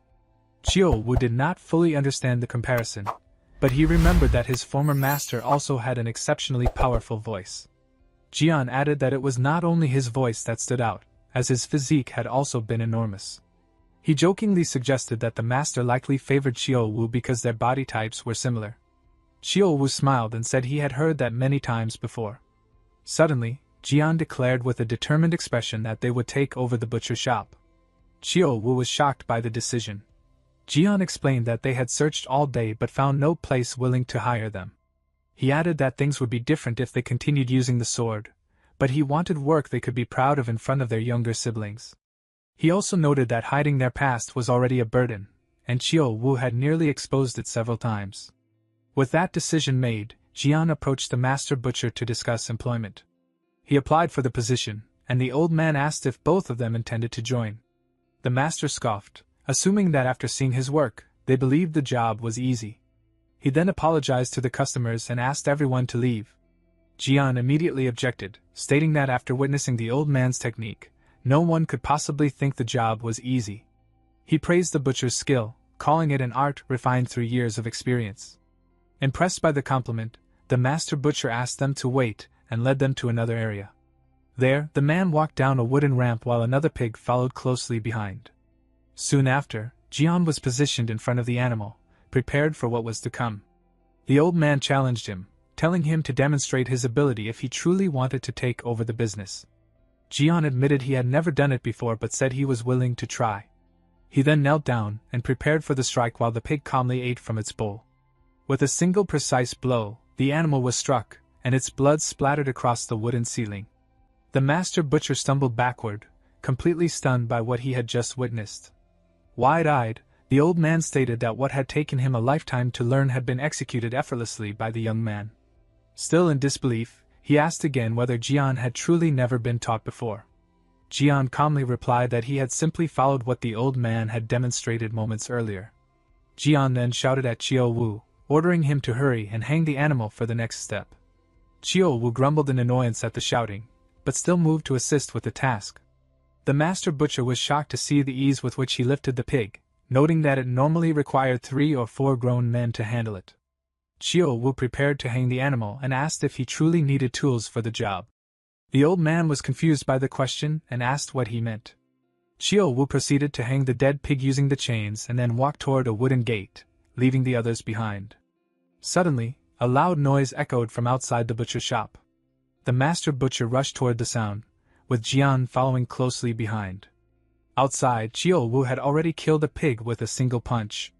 He excitedly stated that, in the end, they only needed to finish the butchering. The old man was left speechless by the display of overwhelming strength and finally understood the situation. He asked whether they were martial artists, and Jian confirmed that they had once been. The old man could not understand why martial artists would choose such physically demanding labor. Jian then explained with a serious expression that they simply wanted to live ordinary lives. The master replied that with their abilities, they could pursue other work, but Jian stated that it had not been easy for them. After hearing this, the old man realized that the two young men had lived far from peaceful lives. He sighed and decided to accept them as apprentices in the butcher shop. He remarked that it was unfortunate he did not have much time left, and Jian asked him to teach them properly. Jian confidently assured him that the master would not regret his decision. Some time later, the scene shifted to a cat resting peacefully on the roof of a house. Inside, a calligraphy brush moved rapidly as an important message was being written. A man named Yang Yung reacted in shock upon hearing the name of the Healing Sun Medical House. His servant, Dang Beck, reported that a member of the imperial family who had retired to Hangzhou had fallen gravely ill, and that the imperial court had personally requested assistance from the Healing Sun Medical House. Yang Yung responded that the physicians of the Healing Sun Medical House who were heading to Hangzhou had clashed with the Gaidong, finding the situation strange and questioning why they would act so violently without reason. Dang Beck replied that the Gaidong had been pursuing the azure pure stone oil. Upon hearing this, Yang Yung became even more furious, complaining that such a valuable item had been wasted on treating a declining member of royalty. However, Dang Beck corrected him, stating that it had not been used for the royals' treatment. He explained that the owner of the azure pure stone oil was someone else, and that there was still a chance to obtain it. Yang Yung poured himself a drink and asked whether the owner was someone else, questioning if it was not the property of the Healing Sun Medical House. Dang Beck replied that it was indeed someone else, explaining that the Gaidong had originally been chasing that person when they clashed with the Healing Sun Medical House. Yang Yung stated that he should have said so earlier, then demanded to know who it was and who possessed the azure pure stone oil. Dang Beck replied that it was a man named Sama Jian from Shaoxing, who had purchased the azure pure stone oil that the leader of the Water Dragon Merchant Union had been secretly keeping in order to treat his younger sister. Yang Yung revealed a mocking smile and commented that he had not expected the greedy old leader of the Water Dragon Merchant Union to have obtained the azure pure stone oil. He then considered it an opportunity beyond measure, noting that if it was truly the azure pure stone oil, it could cure the illness of the young member most valued by the Yongo clan. He immediately ordered his subordinate to use any means necessary to obtain it. He further instructed that if the oil had already been used, they should capture the sister who had consumed it, as she would not have fully absorbed its effects yet and the medicinal power would still remain in her blood. Meanwhile, at the butcher shop, Jian was seen cutting meat with precise and skilled movements under the master butcher's watchful eye. The old man laughed and praised his ability, stating that the young man's skill was remarkable to observe. He also commended Jian's rapid learning and said there was nothing more he could teach him. Jian humbly thanked him, attributing his progress to the master's guidance. The old man responded that he was the one who should be grateful, as he had hoped the butcher shop would maintain its reputation. He added that if it failed to do so, it would be better for it to disappear entirely. His hand trembled slightly, revealing his emotional state, and he thanked Jian for fulfilling his wish, stating that he could now depart in peace. Jian replied that he was the one who should be grateful, as he could finally settle down. Suddenly, Chio Wu appeared, complaining that they could have simply cut the meat casually and sold it. He then threw meat into a barrel and questioned whether Jian truly needed to learn such detailed techniques. The old man told Jian not to give Chio Wu a knife and to assign him only heavy labor, noting that his skill in slaughtering cows and pigs was adequate enough for that role. Chio Wu smiled smugly and said that the old man had finally made a sensible decision. Afterward, the three of them took a break while Jian poured drinks for everyone. Chio Wu agreed to follow the master's instruction and admitted that he did not have a talent for handling knives. Jian calmly took a sip and told him to do as he wished. Chio Wu thanked him and then offered a drink to the master butcher as well. However, Jian struck his arm and shouted that it was completely inappropriate. Chiyo Wu did not understand why and argued that it was only a single drink since the old man was nearing the end of his life. The master butcher then perked up and stated that even if he were to die at that moment, he could not refuse a drink on such a day. At the old man's excitement, Jian showed a shocked and speechless expression. Sometime later, Hyan returned from his escort mission and looked at the new butcher shop, thinking that they had truly started something new. Suddenly, his sister appeared while sweeping the place and excitedly asked when he had arrived. Hyan immediately stepped forward and took the broom from her, telling her that her body was weak and she should not be doing such work. The young woman replied that it was nothing much, then added that Jian had taken over the butcher shop. Hyan said he had already heard on the way. She replied that since Jian had worked so hard to obtain the butcher shop, it should not be left dirty. Hyan told her to stop. He then placed his bag on the table and asked whether the business at the new butcher shop was going well. She replied that it was not yet, explaining that only a few days had passed since the previous owner's death and the official opening, so it would be unreasonable to expect immediate success. Hyan then asked about the old owner passing away. She explained that he had passed peacefully on the night Jian took over the butcher shop. At that moment, Jian entered the room carrying a tray. Noticing Hyan, he asked when he had arrived and said he had been worried because the escort mission had taken so long. Hyan replied that he had just returned and was fine, but added that Jian had truly caused an incident. He also said the escort mission had not been long at all and had ended quickly. Jian responded that it had turned out that way and asked if Hyan disliked it. Hyan said he did not dislike it, but was simply surprised. He had never imagined Jian would take over a butcher shop. He then asked whether it would truly be alright, noting that it was a famous establishment, and that the former owner was highly skilled. He warned that even a slight drop in skill would lead to constant criticism, and that even doing well would only barely break even. Jian reassured him not to worry, stating that he had confidence, and that if they were to make a living, all of them would need to work hard. Suddenly, Guangho appeared in the distance, shouting desperately for his siblings. Jian stopped what he was doing and asked what was happening outside. The youngest rushed in and shouted that they had finally arrived.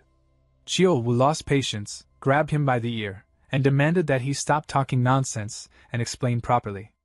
Guangho shouted for him to let go and complained about the violence. Chiyo Wu released him and laughed, saying it was a sign of affection, then added that he had never seen real violence, and offered to demonstrate it. Guangho rubbed his ear and declined, saying he had heard the same thing before. He then turned to Jian and revealed that a messenger from the clinic had arrived. Everyone reacted in surprise. Guangho explained that the doctor who had gone to Hangzhou had returned and instructed them to bring the sister immediately. Without hesitation, Jian removed his apron and said they should leave at once. Sometime later, they arrived at the clinic, where a large wooden sign stood at the entrance. Inside, Dr. Huang Zhong greeted them and said he had been waiting for their arrival. Jian politely replied that they had rushed over as soon as they received the news and wondered if they had come too quickly. Huang Zhong stated that it was no problem, as the doctor from the main family wanted to see the patient as soon as possible. He then introduced a woman named Huang Yang, who had come to assist with the treatment. Upon seeing her face, Jian was completely shocked and left speechless.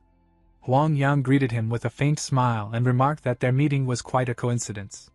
Behind her stood the two guards who had previously helped them during the fight with bandits in the dark forest. The mustache guard commented that he now understood why the Heaven-slaying faction had pursued them so fiercely. Noticing their reactions, Huang Zhong asked whether they already knew each other. Jian explained that they had been attacked while obtaining the azure pure stone oil, and that she had assisted them in the forest. The doctor laughed, and remarked that the connection between them was quite unusual. Jian then said that he regretted leaving so quickly without properly expressing his gratitude, and once again thanked her for her help at that time. Huang Yang replied that there was no need, explaining that since he had been urgently trying to obtain the notoriously rare azure pure stone oil for his sick sister, he must have been pressed for time. Jian then introduced Gina, stating that she would be the one undergoing examination. Gina introduced herself and said she looked forward to the treatment. Huang Yang responded warmly, calling her as beautiful as a celestial maiden and adding that she should be the one requesting cooperation. She then explained that illness could not be cured by a physician alone, and that only when both patient and physician worked together could a disease be overcome. Gina nodded in agreement, and Huang Yang smiled in satisfaction at her response. She then asked everyone to leave the room so she could examine her alone. Some time later, about half an hour passed while the others waited anxiously outside. Chiyo Wu complained about the long wait, while Jian remained silent, watching the door. Finally, the door opened and Huang Yang stepped out. Jian immediately rushed forward and anxiously asked about his sister's condition. With a serious expression, Huang Yang revealed that she had identified the illness. She explained that Gina had been born with heavenly Yin divine veins. Huang Zhang, confused, asked whether it was heavenly Yin divine veins and not the 9 Yin severed meridians. Huang Yang explained that while they were similar, they were different conditions. She added that just before leaving the main family, she had encountered a patient with the same symptoms. At first, she had mistaken it for the 9 Yin severed meridians and attempted treatment, but something had felt wrong. She had noticed a subtle difference, and only after discovering records of the heavenly Yin divine veins in the main family archives was she able to correctly identify the condition. Chiyo Wu then asked whether it could be cured.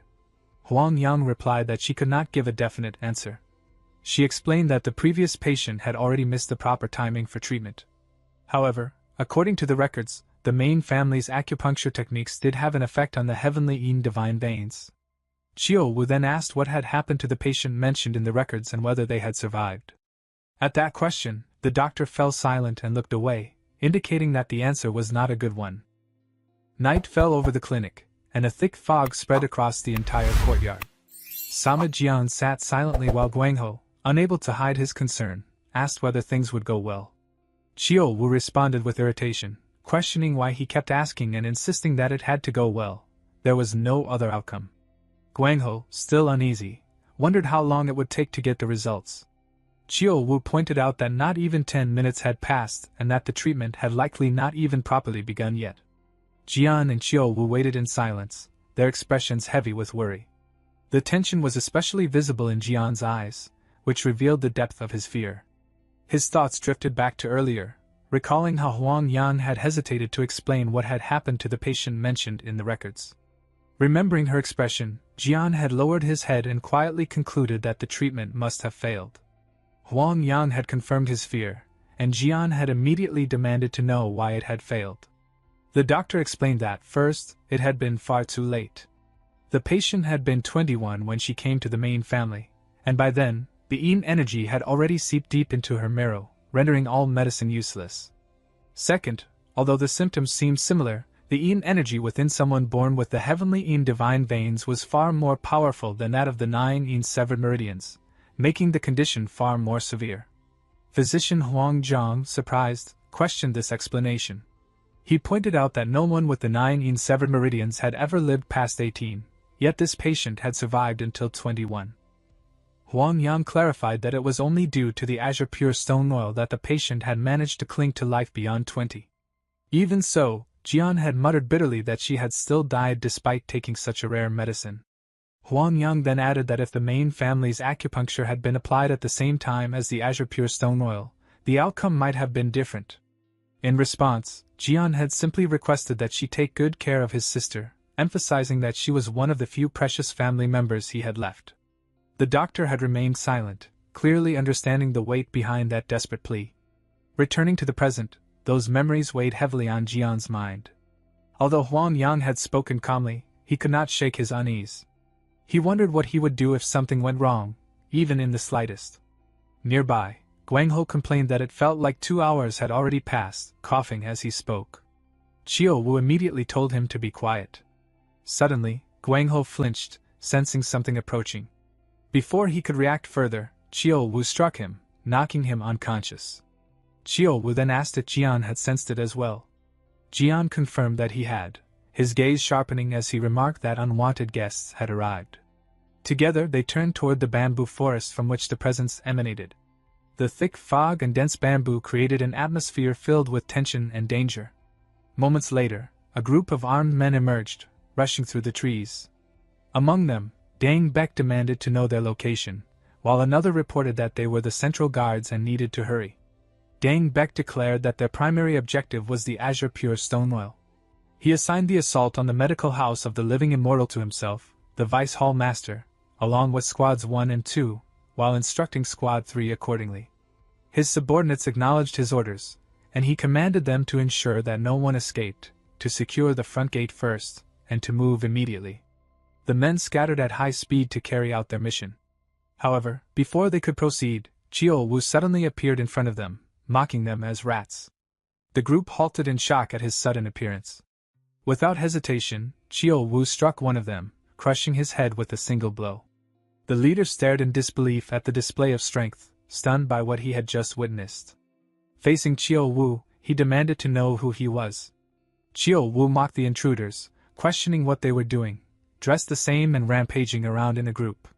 Dang Baek, seeing the corpse of his subordinate, was inwardly shaken. He recognized that killing with a single strike required immense skill. However, judging by Chiyo-Wu's appearance, he doubted this man was the one they had been searching for, Sama Jian. Without hesitation, Dang Baek ordered that he would personally deal with Sama Jian and left Chiyo-Wu to his subordinate. With that, he dashed forward at incredible speed, leaving a trail of energy behind him. Chiyo-Wu turned in surprise as he sensed the sudden movement, commenting that the man was far too fast for him to easily keep up. When one of the goons questioned why he wasn't trying to stop his boss, Chiyo-Wu seemed genuinely confused and asked if the man had used the lightness skill. The goon confirmed it, warning that his comrades could be in danger. Hearing this, Chiyo-Wu chuckled and mockingly asked if they were worried about his boss. With a confident grin, he proposed a bet, wondering which of their leaders would fall first. Provoked, the man grew angry, unable to tolerate Chiyo-Wu's arrogance. He prepared for battle, only for Chiyo-Wu to invite all of them to attack him at once. The fight erupted instantly.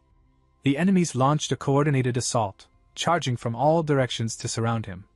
Yet Chiyo-Wu stood firm, a mocking smile on his face as they leapt at him simultaneously. In the next moment, a massive burst of energy exploded outward, sending every attacker flying. Watching from a distance, their leader felt the sheer force of the attack and was stunned by Chiyo-Wu's overwhelming strength. Realizing his men were in danger, he decided to quickly eliminate Sama Jian, retrieve the item, and return to assist his ally. However, just as he resolved himself, Sama Jian suddenly appeared before him, calmly asking what he was thinking about so intensely. Startled, the man realized he hadn't sensed Jian's presence at all. He immediately reached for his sword, preparing for combat. Jian, unfazed, questioned his identity and purpose. Dang Baek quickly understood that this was indeed Sama Jian. He cursed inwardly, realizing that the supposed butcher shop owners were far from ordinary. They were monsters. Jian noted coldly that the man didn't seem willing to answer. Without further words, Dang Baek launched a swift and powerful attack. Yet Jian effortlessly avoided it, leaning back at the last possible moment. The ease with which he evaded the strike enraged Dang Baek, whose eyes burned with fury. A fierce exchange followed, the two clashing rapidly in the forest. Then, without warning, Jian caught the incoming blade with his bare hands. The sheer display of strength left his opponent stunned. Gripping the weapon firmly, Jian demonstrated both power and control. With a subtle movement, he disarmed the man and drove the blade into his feet, forcing him to collapse onto the forest floor in agony. Standing over him, Jian once again demanded to know his origins and purpose, specifically asking whether he had come for Chongsimwon or for the medical house of the living immortal. The mention of the azure pure stone oil visibly shocked the man. Jian deduced their true objective and questioned how they had learned he possessed it, given how few people knew. Facing defeat, the man merely gave a mocking smile, seemingly accepting death. Jian offered him a chance to live in exchange for answers. However, before anything more could be said, the man collapsed lifelessly. Lying on the ground, foam gathered at his mouth, revealing that he had taken poison to avoid revealing any information. Jian immediately understood what had happened and regretted not instructing Chiyo-Wu to keep some enemies alive.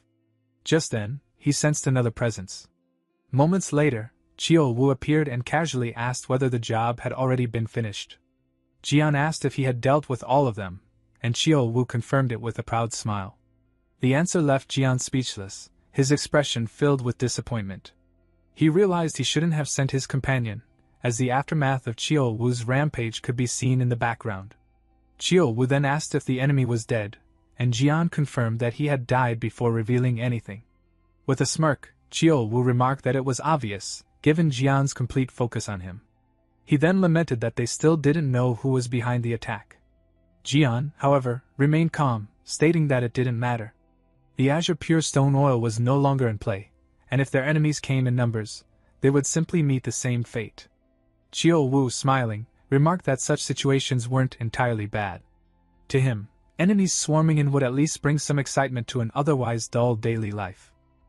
The young man grew serious and questioned Chiyo Wu's earlier words about boring daily life and vitality, asking if he wanted to see more blood despite having already witnessed so much. Chiyo Wu became slightly embarrassed and quickly clarified that it was not what he meant. Jian then stated that what he truly disliked was having his peace disturbed, and Chiyo Wu agreed with him. After that, Jian instructed Chiyo Wu to clean up the remaining mess by himself. Chiyo Wu was visibly shocked, but Jian explained that he had gotten carried away and would be moving ahead first, leaving the cleanup of the bamboo forest to him. Chiyo Wu complained inwardly, wondering how he was supposed to finish everything alone. Some time later, he eventually arrived back at the entrance after completing the cleanup, and silently acknowledged the job was done. Inside the room, Jian heard the door open and saw Chiyo Wu return. However, upon sensing something, Jian immediately questioned whether he had set the forest on fire. Chiyo Wu gave an awkward laugh and explained that there had been too much blood on the bamboo, then quickly changed the subject, asking if the matter was still unresolved and why it was taking so long. Jian calmly replied that it would go well. Chiyo Wu then mentioned that the family of the living immortal healer was involved and that they even possessed the Azure Pure Stone Oil, but Jian interrupted him, stating that the person in question was coming out. At that moment, the door opened and Huang Zhang stepped out, coughing heavily and appearing exhausted. Without hesitation, Jian rushed forward and anxiously asked about his sister's treatment. The doctor explained that the golden needle acupuncture performed that day had gone well and that her condition had clearly improved. Upon hearing this, both companions were left completely shocked and speechless. Overcome with relief and gratitude, Jian took the doctor's hands and repeatedly thanked him for his help. The doctor, smiling calmly, invited them inside so he could explain everything in detail. Inside the room, Huang Yang was seen coughing repeatedly and appearing weak after the procedure. Jian looked at her with a serious and worried expression. Huang Yang explained that the foul smell in the room was due to the expulsion of turbid qi from the patient's body. A guard with a mustache stated that circulating qi should be the priority for her condition. Huang Yang responded that it was not that severe. She further explained that they had done their best using the Azure Pure Stone Oil along with her family's golden needle acupuncture, but they had ultimately failed to achieve a complete cure. Jian asked in confusion whether she had not just said the patient had improved. Huang Yang clarified that the patient had indeed improved significantly compared to before, but a full recovery had not been achieved, and she apologized for that. Jian responded that he had heard the procedure was one that could also harm the physician, and he expressed nothing but gratitude. Huang Yang, however, questioned the idea of harm, stating that it had actually been a fortunate opportunity for her. She explained that encountering such a rare condition and being able to use the Azure Pure Stone Oil had been valuable, and that treating patients was naturally the duty and principle of a physician. Chiyo Wu showed a furious and dissatisfied expression at the outcome of the treatment. He commented that he had felt uneasy ever since Huang Yang mentioned that others had already failed before. Because of this remark, the doctor's two guards turned serious and visibly irritated. Chiyo Wu then became angry and told his boss that enough had been said, insisting that in the end it was all just empty words. With a mocking smile, he repeated the phrase, "Stroke of luck," adding that it must be nice for her. The guards immediately became enraged and shouted, asking if he was insulting the young lady and the main house. With his eyes glowing, Chiyo Wu questioned whether he had said anything wrong and then released aura shockwaves that pushed them back, leaving the doctor and others completely shocked. A powerful aura surrounded him, but Jian called out his name to stop the escalation. With his eyes glowing red, Jian ordered Chiyo Wu to apologize immediately. Huang Yang, sensing the pressure of the aura, was shocked and thought that Jian might even be stronger than Chiyo Wu. Without hesitation, Chiyo Wu bowed and apologized, shocking everyone with his obedience. Jian then also apologized for his friend's behavior and stated that he would take responsibility as well. Huang Yang responded that there was no need, adding that she herself should apologize for the situation. She explained that while she had hoped for no complications, she could not completely rule out the possibility of a relapse. Huang Zhang immediately dismissed the concern as nonsense, stating that the golden needle acupuncture had been flawless in anyone's eyes and could not have been performed better. However, he added that the condition was far more vicious than the 9 severed meridians, and there had been a miscalculation. Jian, confused, asked for clarification and tried to understand what had actually gone wrong. Huang Zhong revealed that he had overestimated the power of the azure pure stone oil, shocking Jian. He further explained that the medicine alone was not enough to suppress the illness's energy. Qiu Wu grew frustrated and questioned what kind of medicine would ever be sufficient if even such a rare item had failed. Huang Yang explained that it was not about sufficiency, but about suitability, stating that different conditions required different remedies, especially in cases of extreme and unbalanced energies. Jian realized that his sister's condition required a more specific treatment, and Huang Yang confirmed this. With a determined expression, he asked what kind of medicine was needed to save her life. The doctor revealed that the required item was the Shaolin Great Revitalizing Pill. Sometime later, the scene shifted to the butcher shop, where a man was seen walking peacefully on a sunny day. Inside the shop, Qiu Wu was eating and casually asked if they were going to rob someone, leaving Jian confused. The big man then took a drink and clarified that he was referring to the Shaolin Temple. Jian remained silent. Qiu Wu asked if he intended to go, and Jian replied that he would think about it since his sister's condition had improved. Qiu Wu understood that he would eventually go, but Jian firmly refused for the moment. Surprised, Qiu Wu listened as Jian explained that the doctor had assured him his sister would be fine for now. With a calm expression, Jian said he had just returned and wanted to spend time with his siblings. He also explained that the journey was long and that the butcher shop needed to be stabilized first. Qiu Wu then considered that there would be no one to manage the shop and concluded that if it was to continue, they needed to train someone. At this suggestion, Jian looked confused and asked who they could possibly train. Qiu Wu suggested using his 2 brothers and reminded Jian that the boss had wanted them to quit their jobs. Because of this, the trip to Shaolin would have to wait until both of them learned how to properly run the business. He added that Haiyan was easygoing, but expressed concern about Guangho. At that moment, someone suddenly appeared at the door. Guangho rushed in and desperately shouted for Jian. Jian told him to calm down and asked what was going on. With a panicked expression, Guangho revealed that their second brother had been kidnapped. Jian was left completely shocked and speechless by the news. He then asked what Guangho meant by kidnapped, while Qiu Wu observed the situation seriously. Guangho explained that his brother had been taken by bandits during an escort mission for the agency. Filled with anger, Qiu Wu wondered what kind of bandits would dare to do such a thing. After hearing this, Jian decided they needed to go to the agency where Haiyan worked first. Sometime later, they arrived in front of the large gate of the Juhi Escort Bureau. The boy confirmed this was the place, and the group prepared to enter and investigate. Inside the courtyard, the place was crowded with people. Many were asking about their kidnapped relatives. An official from the Juhi Escort Bureau tried to calm the crowd, telling them that negotiations with the kidnappers were currently underway. Someone in the crowd questioned what kind of negotiations were being discussed. An agency member explained that he could not reveal details, but assured them that the hostages' lives were the top priority and asked for trust so everyone would return safely. A young man remarked that it sounded like a standard response and suggested they go ask directly. Guangho stepped forward and asked whether a rescue team would be sent, surprising the official. When asked who he was, Guangho introduced himself as Huang Haiyan's brother. The official expressed sympathy and stated that the agency intended to resolve the matter through negotiation, then again asked the crowd to wait patiently before returning inside without further explanation.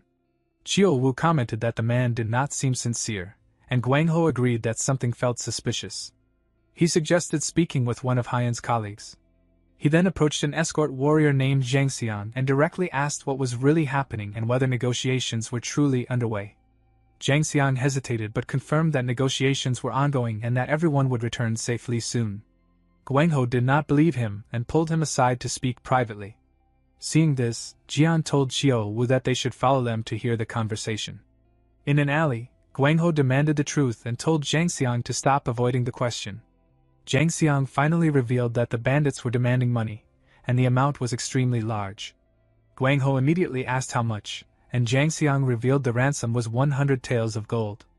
Guangho was left completely shocked and speechless.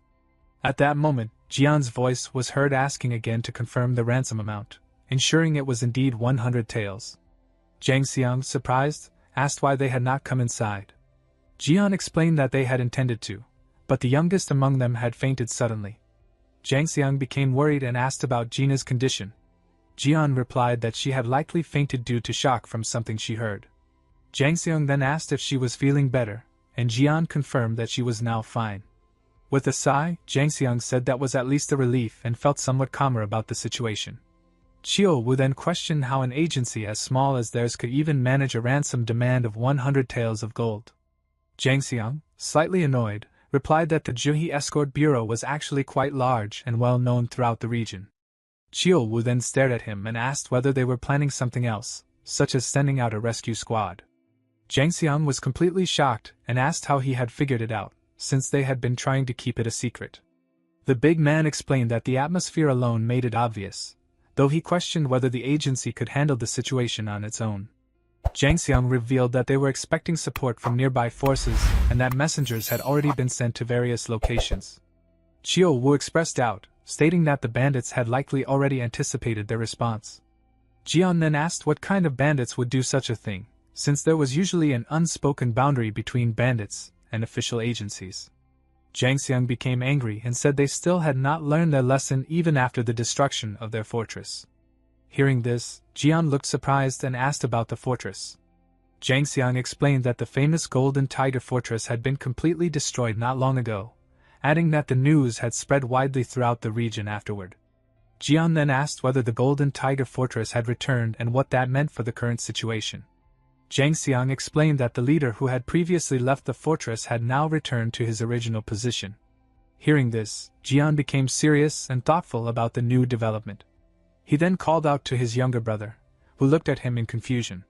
Jian told him that he had asked the neighbor to look after Gina and instructed him to take proper care of her. Guangho asked where he was suddenly going, and Jian replied that he had somewhere to be. Chio Wu reassured Guangho, telling him that they had many connections and would find a way to rescue Haiyan, advising him not to worry and to take care of the youngest. The scene then shifted to the head office of the Juhi Escort Bureau. The agency chief was shocked by the report, and asked his subordinate if it was truly accurate. The subordinate confirmed it, and reported that a message from the Blaze Escort Agency had arrived confirming the situation. The chief, visibly relieved and excited, said that this was good news and that the heavens must be on their side. He then asked whether the warriors of the Namgung clan were truly assisting them. The subordinate confirmed that they had already departed for the Golden Tiger bandit camp. The chief, surprised, asked if they had moved that quickly, noting that the Blaze Escort Agency had been attacked by those same bandits before them. He insisted that they must hurry as well, since lives were at stake. The subordinate immediately responded that he would make the necessary preparations at once. The scene then shifts to the destroyed fortress, where bandits are stationed on guard duty. Inside a completely ruined room, a man is seen calmly drinking and eating as if nothing is wrong. The bandit chief questions whether there has been any reaction from the Juhi Escort Bureau and asks how many times they have cut off and sent the hostages' ears. One of his men reports that this is already the 4th time they have done so. The leader becomes furious, complaining that even after 4 hostages, there has been no meaningful response. The subordinate then reports a suggestion that has been made. He explains that the agency cannot prepare the full ransom at once and asks whether they would accept half first. The chief takes a sip of his drink, appearing somewhat interested in the proposal. The man continues, explaining that if half the prisoners are returned, the remaining ransom money will be prepared. The leader angrily complains that the reputation of Great No-Guk has fallen and questions who destroyed the fortress while he was away. The subordinate replies that everyone has been mobilized, but no clues have been found. Enraged, the chief crushes the liquor bottle in his hand. His eyes glow as he states that he wants to find the culprits, but rebuilding the fortress must come first. He explains that he had even bowed to the Green Forest and received support from the head patrol and elders, and now he intends to exploit them fully. He orders that the captives' eyes and ears be removed and sent ahead of schedule. The subordinate immediately agrees. At that moment, a man suddenly appears and suggests that instead they should cut off the captives' heads and send them next time. The fortress chief turns toward him with a furious expression. The newcomer identifies himself as the chief inspector and warns that pushing things further will provoke a serious response, as sects and clans connected to the agency may form a subjugation squad. With a malicious smile, the inspector states that this is exactly what he wants. He claims that even if a subjugation squad is sent, the elders, the supreme masters of the 18 green forest strongholds, are on their side, making it irrelevant. His companions agree, stating that unless the Imperial Army intervenes, there will be no surprises. The fortress chief falls silent, seemingly accepting the plan. He then orders his subordinate to behead a hostage and send it to the agency immediately. Suddenly, a massive explosion destroys part of the wooden wall. The bandit chief turns around in shock, completely stunned by the sudden attack. A moment later, Chiol Wu appears through the smoke, kicking through the debris in his path. Jian lands behind him, and Chiol Wu casually remarks that the place has already been rebuilt quite a bit despite its ruined state. The enraged chief demands to know who they are and whether they are from the Juhi Escort Bureau. Chiol Wu responds that it seems a rescue team has indeed arrived. The inspector then questions them, asking if they are not the rescue team, then what they are. Jian steps forward and states that there is no need for them to be curious about a pair who simply run a small shop in the market. He then asks whether the man is the leader of the Golden Tiger Bandit camp. With a mocking smile, the inspector asks what would happen if he is indeed the master of the place. With a cold expression, Jian declares that if he is the master of the fortress, then he must die. The leader of the Golden Tiger Bandit camp, No GM, immediately unsheathed his sword in anger and shouted insults at the intruders. The inspector stopped him, telling him to hold on and instead capture them, noting that the elder's boredom had reached its limit. No GM sheathed his sword and acknowledged the order. The silver-haired elder, Peng, one of the supreme masters of the 18 green forests, stepped forward, expressing satisfaction at the timing as he had been growing bored. Chiol Wu pointed at the elders and told Jian that he would handle the rest while Jian dealt with the bandit chief. Jian questioned whether he simply wanted a fight, to which Chiol Wu replied casually that it would serve two purposes at once. Jian allowed him to proceed. Chiol Wu stepped forward, and after a brief moment of silence between him and Elder Peng, he launched an attack with a punch. The elder dodged immediately and countered with his staff, striking Chiol Wu's chest. However, the impact forced the elder backward due to Chiol Wu's defensive aura. Realizing that even such a powerful strike had been blocked, the elder understood that Chiol Wu was no ordinary opponent. He grew serious, circulating his internal energy and assuming a proper fighting stance. Chiol Wu found the situation amusing and remarked that the elder seemed at least to be a demonic path master, deciding that he would have to become serious as well. The elder, sensing Chiol Wu's calmness despite the pressure, recognized that his opponent was not someone to be underestimated. Chiol Wu provoked him, asking if he would attack or not. Angered, the elder charged forward again, convinced his next strike would land cleanly. However, his weapon shattered upon colliding with Chiol Wu's defensive aura. In response, Chiol Wu delivered a punch that sent the elder flying backward toward another elder. The second elder caught Peng and, shocked, asked if he was alright. Peng warned him to be careful before losing consciousness. Realizing that a top master like Peng Yo-sang had been defeated in a single exchange, the second elder was shaken by the realization of Chiol Wu's strength. Meanwhile, Chiol Wu jokingly complained that his opponent had managed to strike through his protective aura and asked Jian whether he had grown weaker or if the elder had simply been strong. Jian bluntly replied that he had grown weaker. Flustered, Chiol Wu admitted that he had become rusty from lack of proper combat, then challenged all remaining opponents to attack him at once. The inspector sought guidance, and the remaining elder decided they would abandon any concern for appearances. He would create an opening while everyone else launched a full assault. The elder charged first, but as he approached, Chiol Wu struck him directly in the face while evading his attack, sending him crashing into the ground with enough force to shatter it. The inspector then ordered a full assault. The bandits rushed forward, but their swords shattered upon contact with Chiol Wu's defensive aura. Chiol Wu mocked them as insignificant, while the inspector warned them to evade his attacks. Before they could react, Chiol Wu unleashed a burst of inner energy, blasting them all backward. The inspector, stunned by the overwhelming display of power, could only watch in disbelief.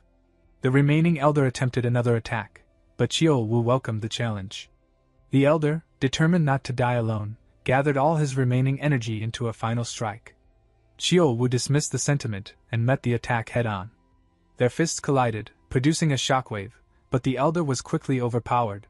Seizing the opening, Chiol Wu delivered a final blow that killed him instantly. Seeing this, the inspector grew terrified. Chiol Wu mocked him for attempting to save himself.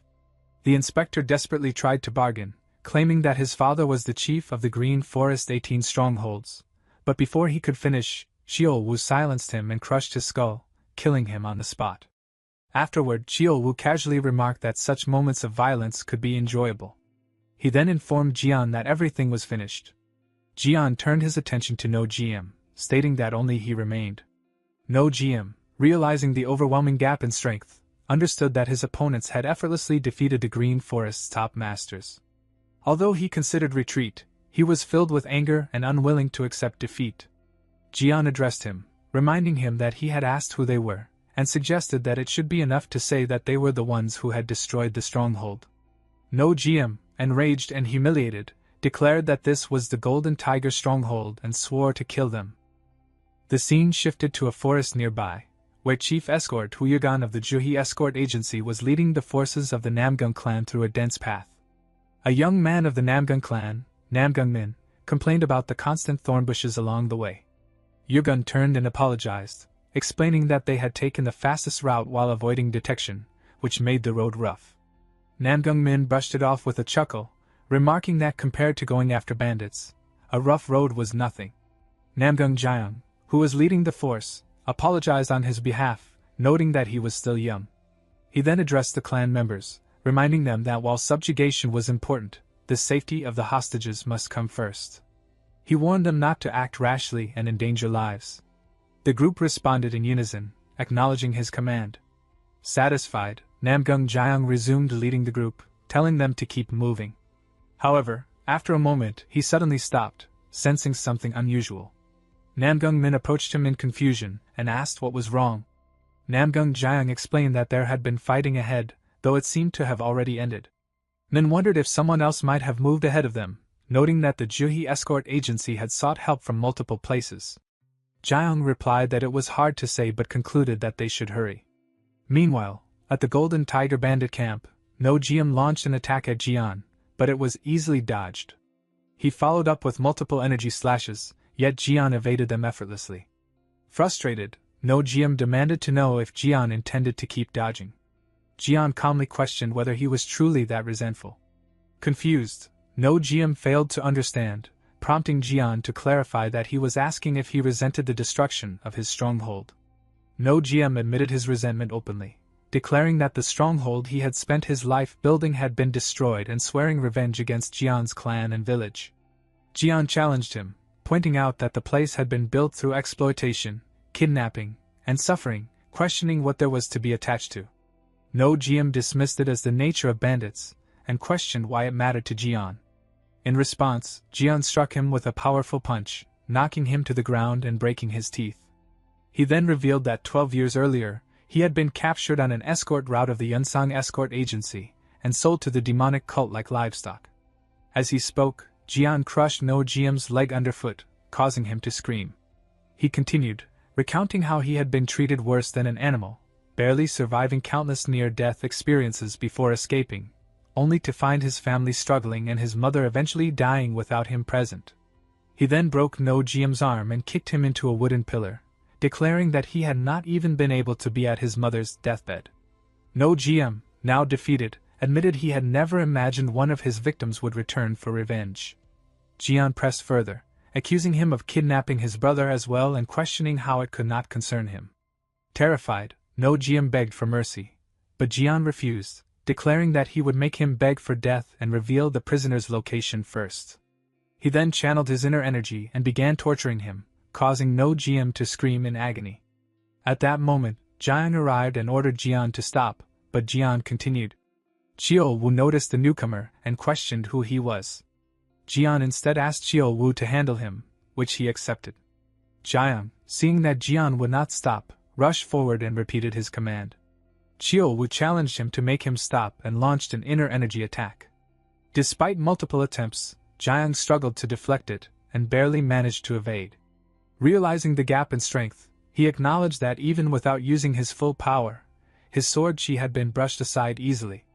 Chiol Wu praised his evasion and pointed out Elder Peng lying nearby, suggesting that Namgung Jiang looked more interesting. Recognizing Peng Yosang, Jiang understood the seriousness of the situation and prepared himself, taking the stance of the Azure Sky One Chi art. Chiao Wu, amused, acknowledged his strength and declared he would go all out. Jiang attacked using the Blue Cloud 12 Swords technique. Their first clash cancelled out, but the exchange quickly escalated. Chiao Wu pressed forward with successive strikes, forcing Jiang into a counterattack. During the clash, Jiang coughed up blood and realized he had failed to inflict significant damage. Meanwhile, Chiao Wu wiped a small amount of blood from his neck, remarking that it had been a while since he had been injured. The Namgung clan members were stunned, noting that such a powerful technique had only left a scratch. Min immediately ordered the others to protect their elder, and they prepared to attack as a group. Chiao Wu mocked them, stating that numbers meant nothing without skill. Before the situation escalated further, Jiang ordered his clan to stand down, refusing to let their honor be stained by a group attack. Chiao Wu approved of the decision. At that moment, Jian approached from behind, dragging No GM, and told Chiao Wu to wait.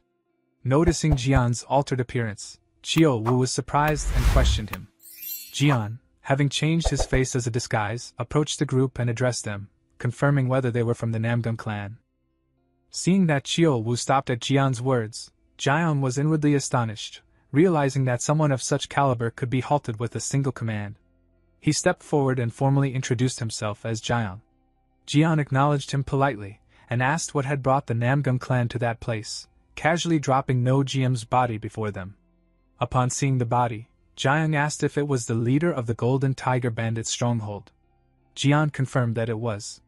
Jiang explained that they had come to avenge the Yomwa Escort Bureau and to rescue the families of the Juhi Escort Bureau, then questioned Jian's identity and purpose.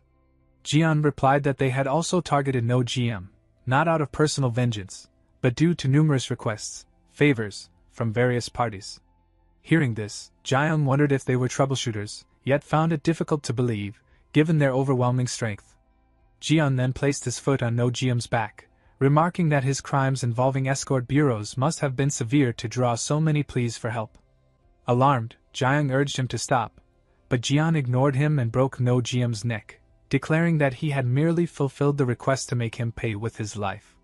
Jiang questioned his actions, but Jian calmly stated that he had simply delivered retribution. Although Jiang did not dispute the justice of it, he pointed out that Jian should have first confirmed the location of the prisoners, noting that all the bandits appeared to have been wiped out. Jian reassured him, explaining that No GM had mentioned prisoners while begging for his life and had revealed the location of a hidden underground chamber. Following the directions, the Namgung clan later discovered the secret room. When they opened it, the prisoners cried out in relief, realizing they had been saved. At the entrance, Jiang expressed his gratitude to Jian, acknowledging that his information had been accurate. Jian, however, downplayed his role, stating that with the Namgung clan present, the rescue would have succeeded regardless, and announced that he and Chiao Wu would take their leave. Jiang suggested they meet the people they had saved, but Jian declined, explaining that they had not come for recognition and that their involvement had merely been coincidental. With that, he bid farewell. Jian and Chiao Wu then departed. Afterward, Min asked Namgung Jiang who the two men might be. Jiang admitted he had no idea, stating that he had never encountered such individuals within the Murim world. Min speculated that they might be troubleshooters, but Jiang dismissed the notion, insisting that their martial prowess far exceeded that of ordinary mercenaries. Min then expressed his astonishment at how Chiao Wu had remained unharmed even after taking a direct strike. Jiang agreed, suggesting that he might have achieved the legendary diamond indestructible body, or an equivalent level of external mastery. He added that it was unfortunate he had not been able to see the duel through to its conclusion. Meanwhile, in the forest, Jian and Chiao Wu were on their way back home. Chiao Wu questioned the reason behind Jian's earlier actions. When Jian asked for clarification, he explained that he meant the sudden change in appearance.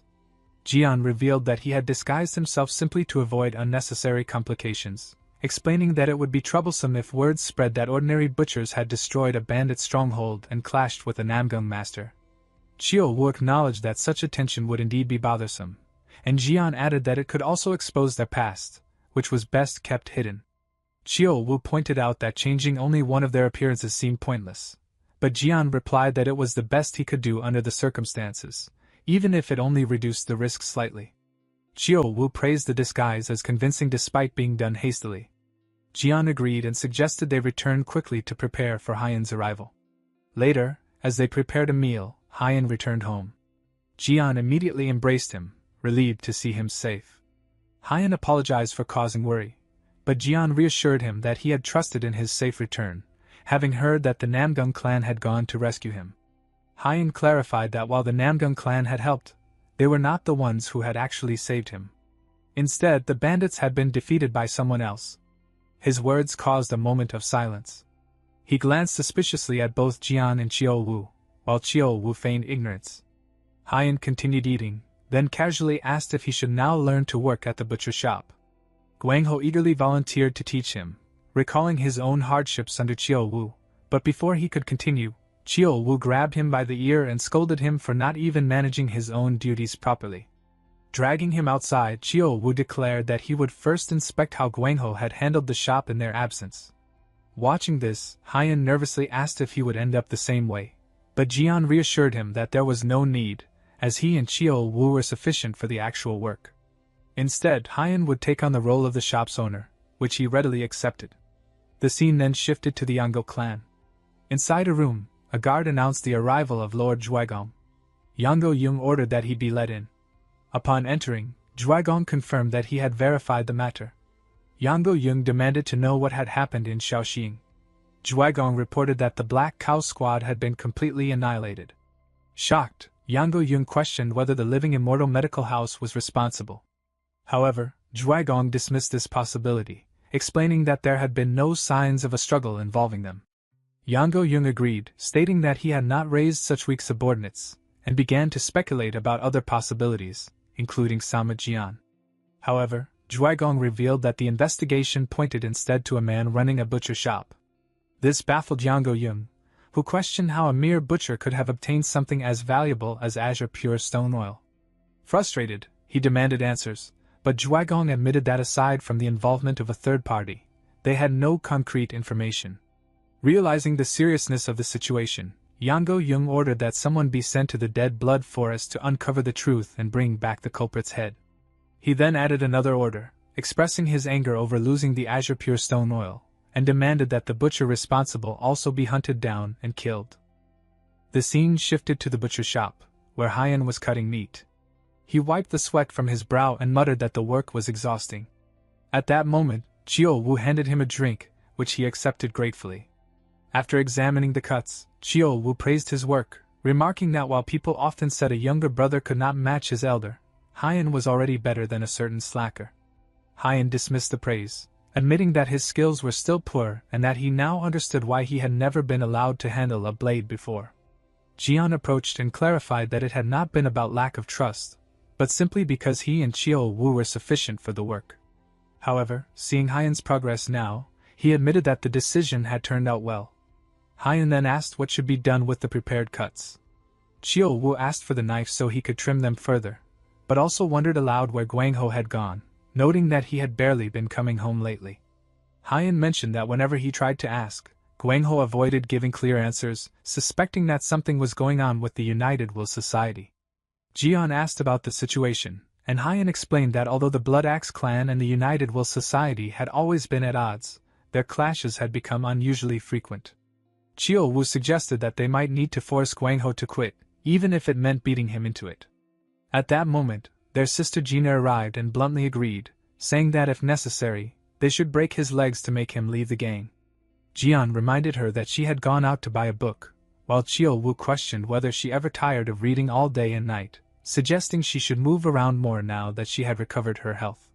Gina, however, insisted that something more important had happened and urgently asked what they were going to do.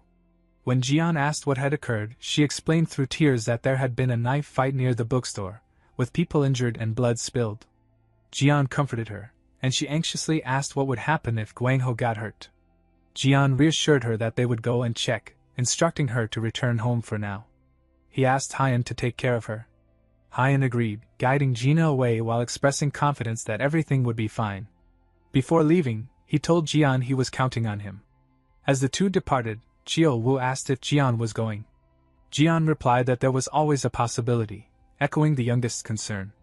Chiyo-woo remarked with a chuckle that at this rate, the United Will Society might disappear entirely.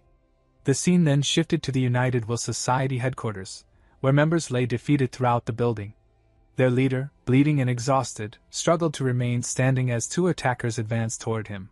He accused them of not being from the Blood Axe clan, to which one of the attackers mockingly replied that at least he was not completely blind. The leader demanded to know their purpose, and the second attacker explained that the United Will Society needed to disappear for the Blood Axe clan to take over Shaoxing's night streets. Enraged, the leader launched a sword thrust, but to his shock, the attacker stopped the blade effortlessly with 2 fingers. Before he could react further, the attacker kicked him, sending him crashing through a wall. As he fell, Chiyo-woo suddenly appeared and caught him. Confused, Chiyo-woo questioned the situation while the attackers noticed his presence. He identified the injured man as the leader who had been with Gwangho earlier and asked if the attackers were responsible. One of them demanded to know who they were, but Chiyo-woo dismissed the question and instead noted that no one else seemed to be present. Jian confirmed that the place was empty. Chiyo-woo set the injured leader down, observing that the United Will Society was effectively finished. He commented on the attacker's skill, initially assuming they were from the Blood Axe clan. However, Jian examined the fallen members and concluded otherwise, noting the precision of the attacks and the absence of wasted movements, something far beyond ordinary street fighters. Approaching the attackers, they demanded to know what had happened and where the remaining members of the United Will Society had gone. The attackers hesitated, recognizing the danger before them. Chiyo-woo warned them that silence would be taken as a wish for death. Under pressure, one of them revealed that the survivors had gone east, to the Guandi Shrine. Jian asked why, and the man explained that it was one of the Blood Axe clan's hideouts, and that they had gone to strike it. Chiyo-woo remarked that it had been a setup, intended to eliminate the weaker forces before targeting the leader. Realizing the implications, he wondered if Gwangho might also be there and asked if there were others of similar strength at that location. The man replied that in Shaoxing, there were only the 2 of them. The other attacker attempted to stop him from speaking further, but before he could continue, Chiyo-woo struck him, killing him instantly. With a cold grin, Chiyo-woo urged Jian to continue. Jian then questioned the remaining attacker, pointing out that his actions did not seem like simple employment under the Blood Axe clan. Terrified, the man confessed that they had used the Blood Axe clan as a front, destroyed the United Will Society, and intended to take over Shaoxing's underworld. He further revealed that they had come from Hangzhou. Jian deduced that they might be connected to the Heavenly Killing Gang, but the man explained that they had already eliminated its remnants and taken control of the area. Pressed further, he revealed that they were backed by Nanjing's Flying Dagger Society. After hearing enough, Chiyo-woo killed him as well. Turning to Jian, he confirmed that they would head to the Guandi Shrine.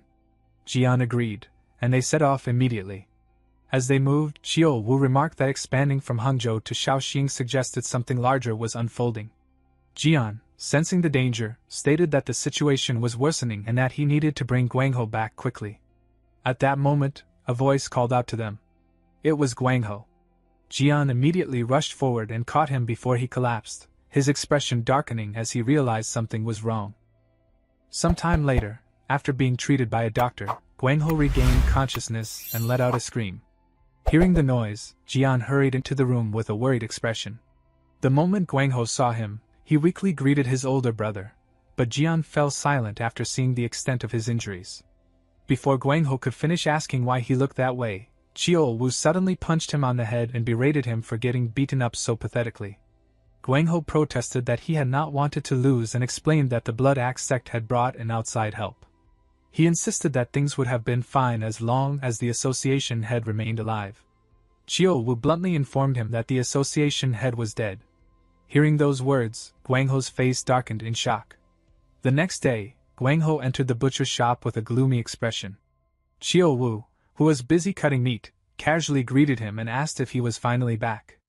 Gwangho immediately asked where Jian was, and Chiyo-woo explained that Jian was at the slaughterhouse handling a massive order that had come in during the night. When Gwangho asked about the order, Chiyo-woo chuckled and proudly explained that it was the first truly large order they had received since opening the shop, 3 cows and 10 pigs. Gwangho quietly acknowledged it, but Chiyo-woo then placed his cleaver down and revealed something even more surprising. The order had come from the Blood Axe sect. Guangho was stunned and angrily questioned how they could possibly accept work from those people. Chiu Wu sighed and reminded him that medicine cost money, adding that if Guangho insisted on causing trouble, he should at least avoid getting injured. At that moment, someone pinched Chiu Wu from behind, causing him to cry out in pain. It was Gina, glaring at him in annoyance. She scolded him for teasing Guangho when he was already feeling miserable. Then she turned toward Guangho and asked if he was still upset because of someone named Brother Chion. Guangho was shocked that she knew about him, but Gina casually explained that he talked in his sleep every night. When Guangho asked if he really did that, she confirmed it, and mentioned that Chion was the one who had helped him escape. Guangho fell silent as memories resurfaced. He recalled the fierce battle at the Concordant Mind Association, where Chion and the other members had fought desperately against their enemies. In the middle of the chaos, Chion had shouted at him to run. Moments later, a sword pierced through Chion's chest. Remembering the scene, Guangho broke down in tears and admitted that Chion had always looked after him ever since he joined the Concordant Mind Association. At that moment, Jian arrived and overheard everything. Calmly, he asked Guangho what he wanted him to do about it, and even offered revenge if that was what he desired. Chiu Wu reacted with excitement, surprised by Jian's willingness. Guangho hesitated. Deep down, he believed his brothers might actually be capable of carrying it out. They had once been prepared to gather men and launch a rescue mission when their second brother had been kidnapped. However, the members of the Flying Dagger Association were monsters who had destroyed an entire association head and his guards with only 2 people. More than anything, Guangho did not want his brothers to stain their hands with blood again after finally escaping their brutal lives as mercenaries. After wrestling with those thoughts, Guangho quietly said it was fine and that everything was already over. Jian asked if he was truly certain, and Guangho confirmed it. Jian then patted him on the shoulder and told him to use this opportunity to leave the Concordant Mind Association behind and abandon such dangerous work for good. Unsure of his future, Guangho asked what he was supposed to do now. Jian suggested that since Guangho disliked working in the butcher shop, he could instead run a ranch. Confused, Guangho asked where the idea had come from. Jian explained that Old Man John, the man who supplied their meat, was planning to sell his ranch because he had grown tired of the work after spending his entire life doing it. Chiu Wu found the news strange since the old man had looked perfectly healthy recently. Jian explained that the man simply wanted to retire, and he himself was considering taking over the ranch. When Guangho asked how they could possibly afford it, Jian replied that Old Man John was willing to offer a good price. Between their savings and the payment from the new order, they would barely have enough money. After thinking it over, Guangho admitted to himself that the butcher shop never suited him anyway. In the end, he agreed to do it, earning an approving response from Jian. Just then, Haiyan arrived at the shop accompanied by Chion. The sight of Chion alive left Guangho completely stunned. Chion casually remarked that he had heard Guangho was injured and had worried about him, though he now looked perfectly fine. Guangho, still in disbelief, asked why he was there. Haiyan smacked Guangho on the head and scolded him for causing such a commotion over someone who was alive and healthy. He admitted that he had been worried Guangho might do something reckless because of the misunderstanding. Chiu Wu curiously asked if this was the brother Chion Guangho had been talking about. Haiyan confirmed it and mocked Guangho for moping around without even understanding the situation properly. Chiu Wu ground his teeth in irritation and glared angrily at Guangho.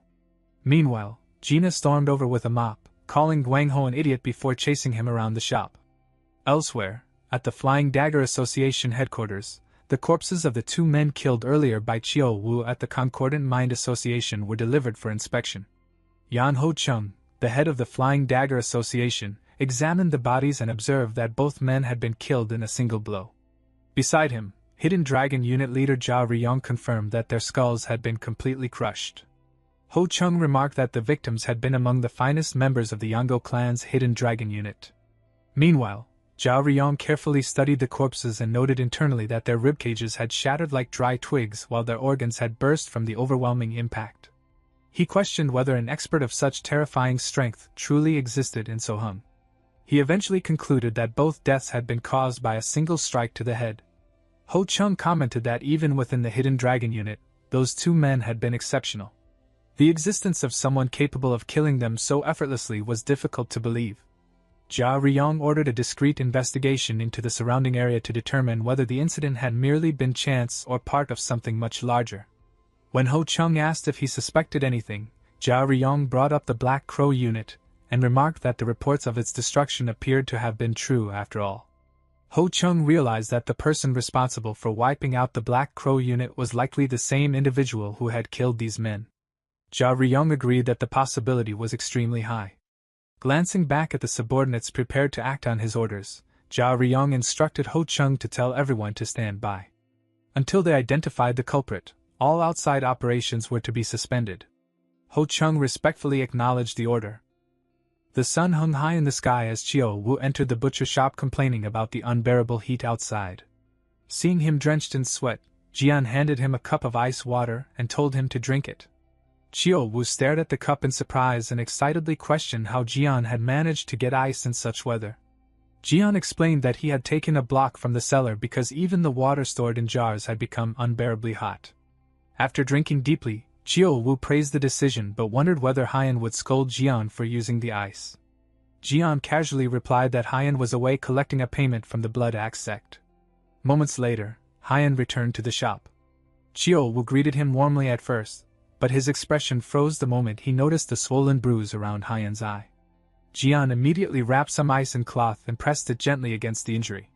Even while injured, Haiyan complained about Jian taking ice from the cellar again and worried they would run out before winter arrived. Jian ignored the complaint and demanded to know what had happened to his eye. Haiyan brushed it off as nothing, but Chio Wu immediately guessed that the Blood Axe sect was responsible.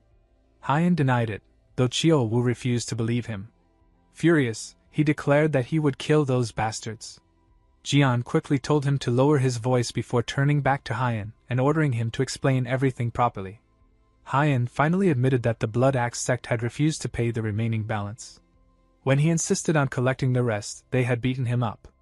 Chio Wu gritted his teeth, saying he had known it all along. Jian calmly asked how much money Haiyan had managed to collect. Haiyan placed a bag on the table and admitted it was only about half the amount owed. Jian remarked that at least it was not a complete loss, but Haiyan bitterly pointed out how much time they had wasted dealing with those people. Unable to contain his anger, Chio Wu started toward the door and insisted on getting their money back personally. Jian stopped him and asked exactly what he intended to do.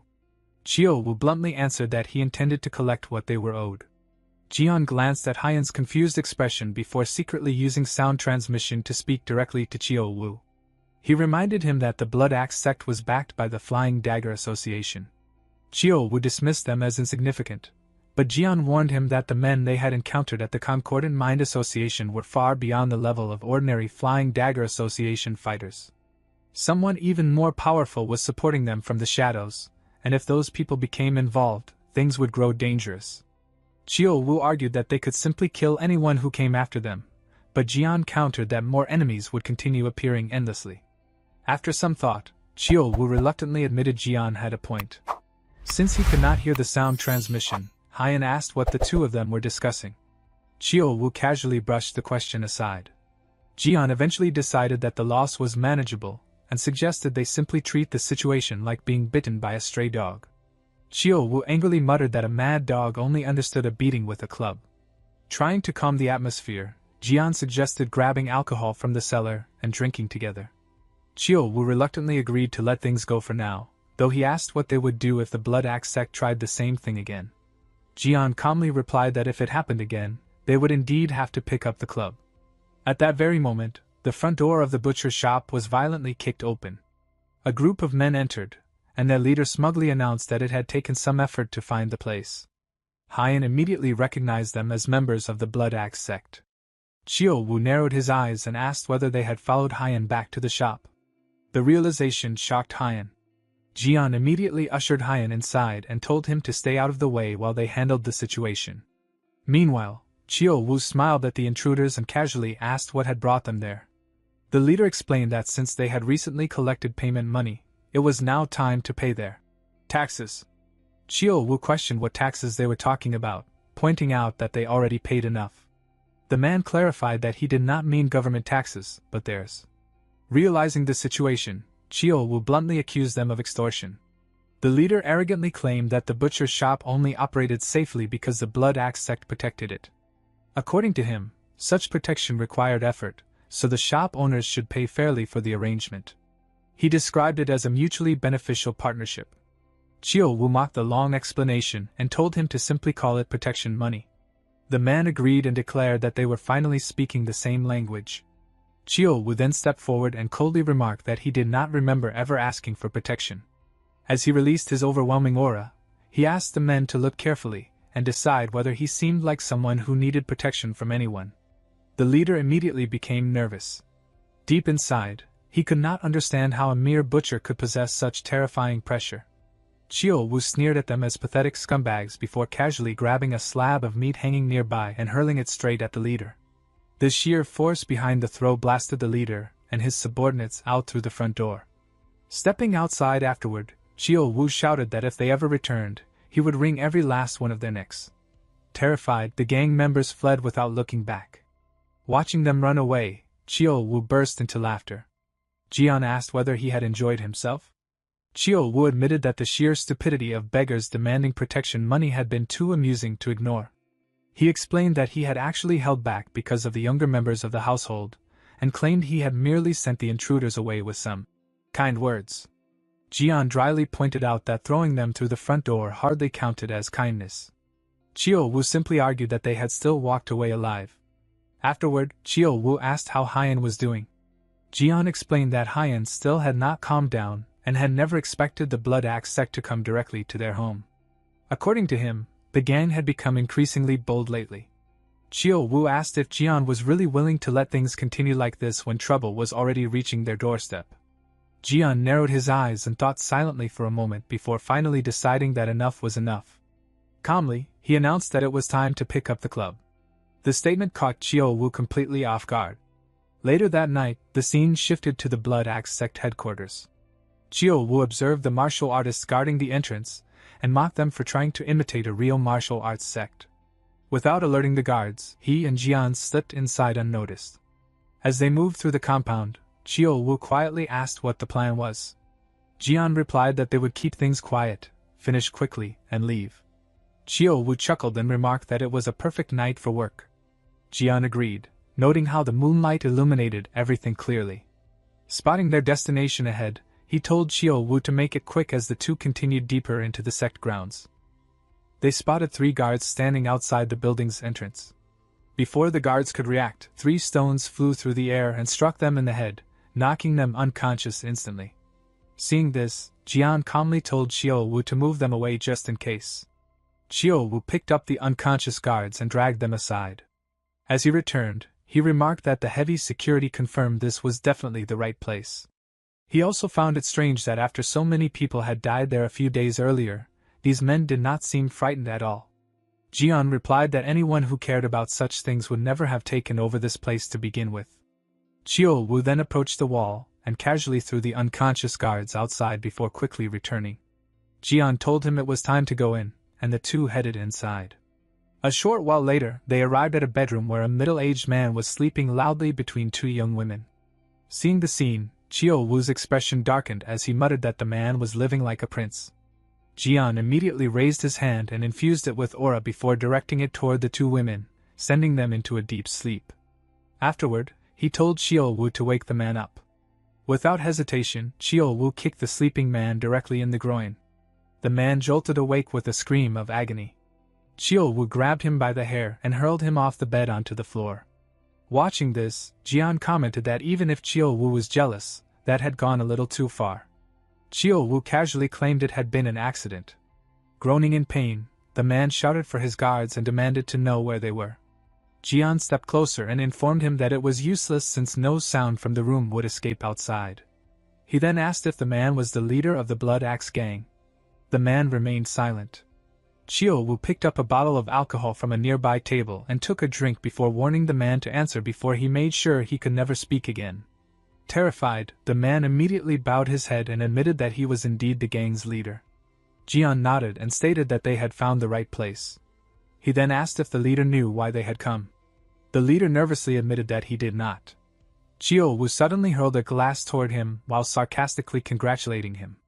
Just before the glass struck the leader's head, Jian used his aura to shatter it into tiny fragments. Jian told Chio Wu to stop fooling around. Witnessing the display, the leader trembled in fear as he realized the two men were martial masters. Jian then calmly explained that he had no interest in the Blood Axe Gang or the Righteous Heart Association and had no desire to take the leader's position. He only wanted to live quietly and peacefully like everyone else, but troublesome things kept getting in his way. The leader quickly promised that if Jian simply gave the order, he would take care of everything immediately. Jian replied that he would trust him, then casually brought up the protection money the gang had recently been collecting throughout the market. The leader admitted that it was true. Jian told him he was not demanding that they stop entirely, but they should at least keep things reasonable. If they only collected the same amount that the Righteous Heart Association used to take, there would be no problems. The leader hesitated. Seeing this, Chiyo Wu asked whether it was too difficult and offered to make things easier for him. The threat immediately made the leader nervous. He explained that although he wanted to agree, it was not something he could decide on his own. Chiyo Wu grabbed him by the head and demanded to know what nonsense he was talking about since he was supposedly the boss. The leader hurriedly explained that although he was the boss, he could not make every decision himself.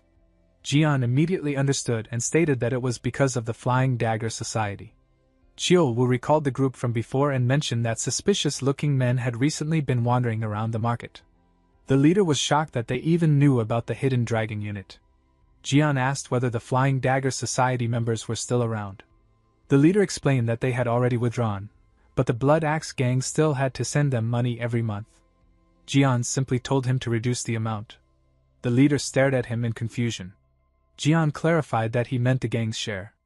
Even after lowering it, they would still have more than enough money to survive. The leader hesitated once again. Chiyo Wu tightened his grip on the man's head and warned him that if he disliked the arrangement, they could always replace him with someone else. Panicking, the leader immediately agreed to follow Jian's instructions.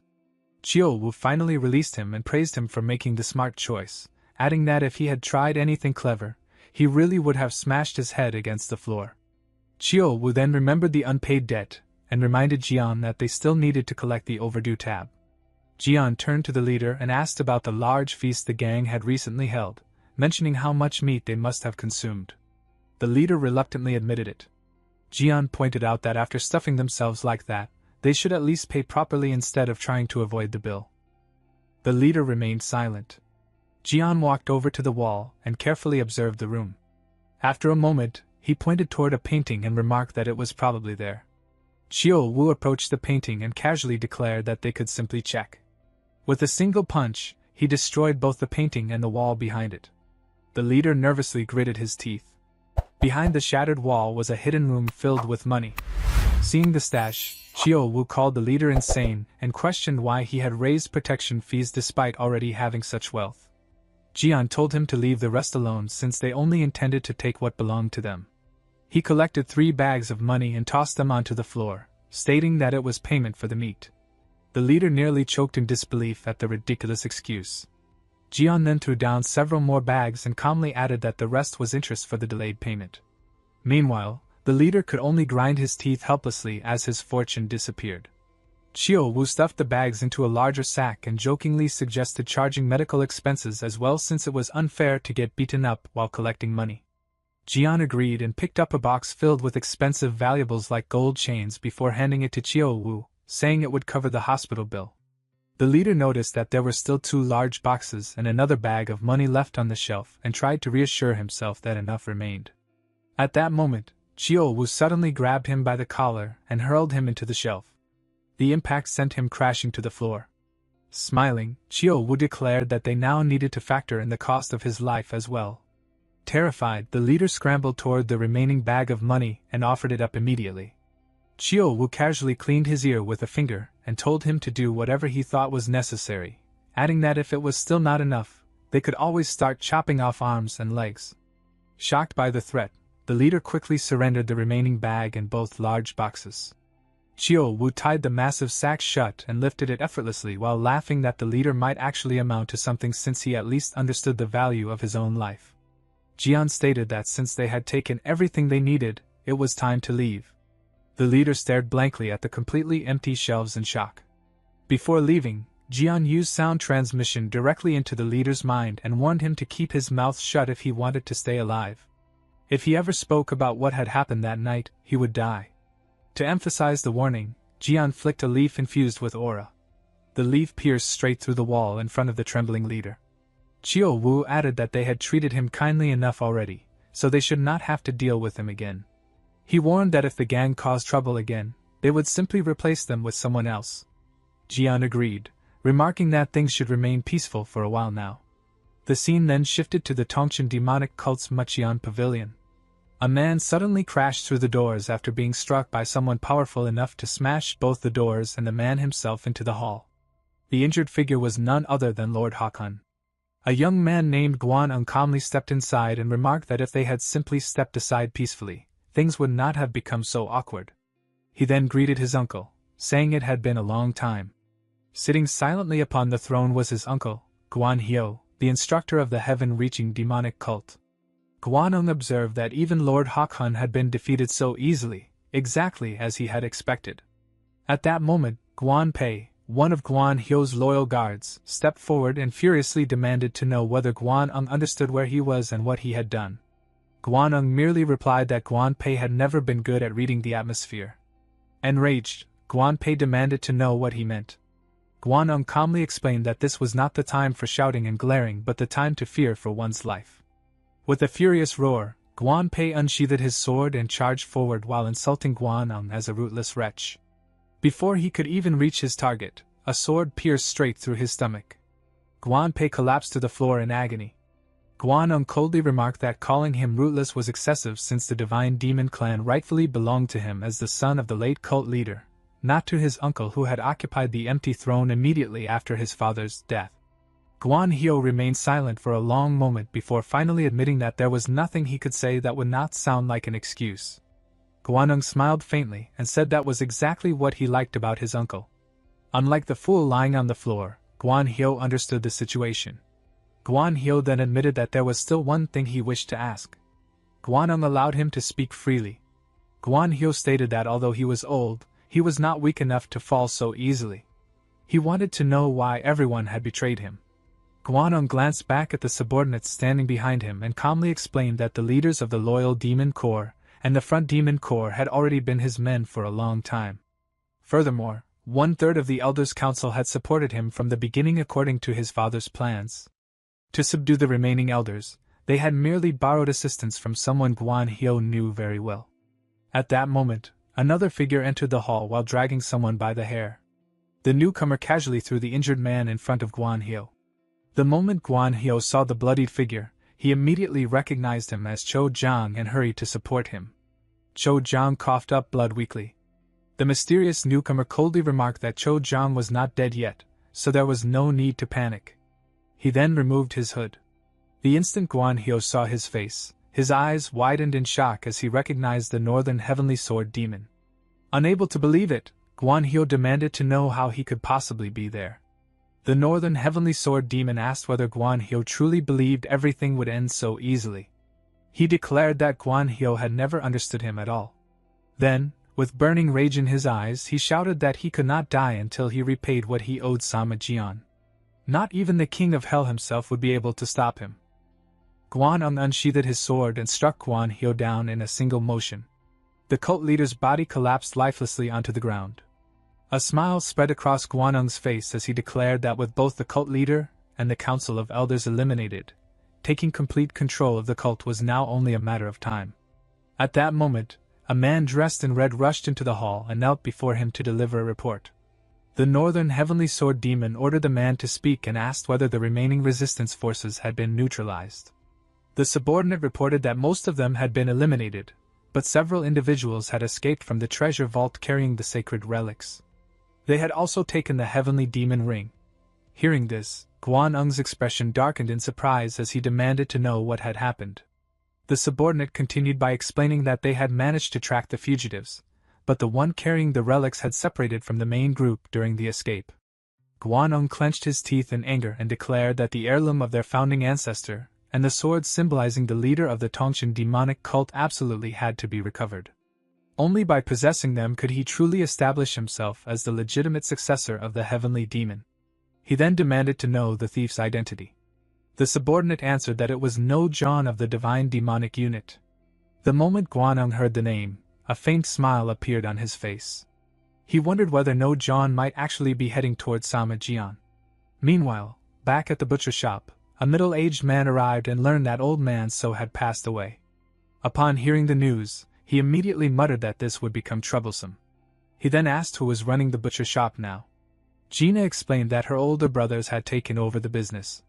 The man nodded thoughtfully and remarked that this created quite a dilemma.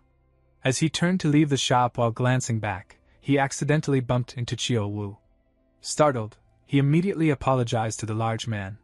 Chio Wu chuckled and assured him that it was perfectly fine. Jian then approached and noticed the man leaving empty-handed. He apologized and explained that they currently did not have the specific cut of meat he was looking for.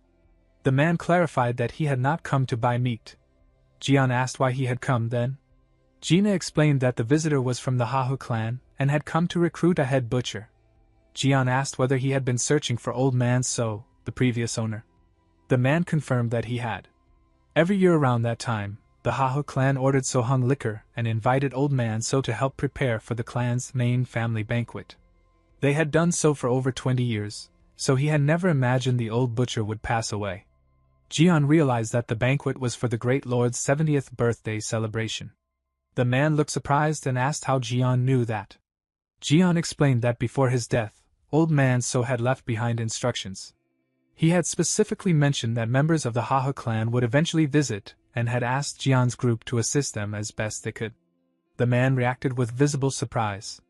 Jian then told Chio Wu to bring him the letter. After Chio Wu handed it over, Jian passed it to the visitor, explaining that Old Man So had left it behind for anyone from the Hahu clan who came searching for him. The man read the letter aloud. In it, Old Man So stated that his personally chosen successors possessed skills equal to his own, and could be fully trusted with the work. After reading it, the man thought that if Old Man So himself vouched for them, then that was reassuring. Still, he warned Jian that the banquet held every year for the great lord's birthday was enormous, but this year's celebration would be on an entirely different scale. The amount of food and meat required would exceed imagination. He then asked whether they were truly confident. Jian calmly replied that they would do their absolute best. Although the phrase itself was ordinary, the man strangely found Jian reliable. He informed them that the banquet would begin on the upcoming full moon, and warned them not to arrive late.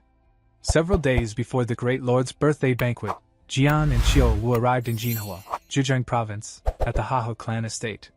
The moment Chio Wu saw the place, he shouted in amazement that it looked less like a residence, and more like a massive fortress. Jian admitted that it was incredible.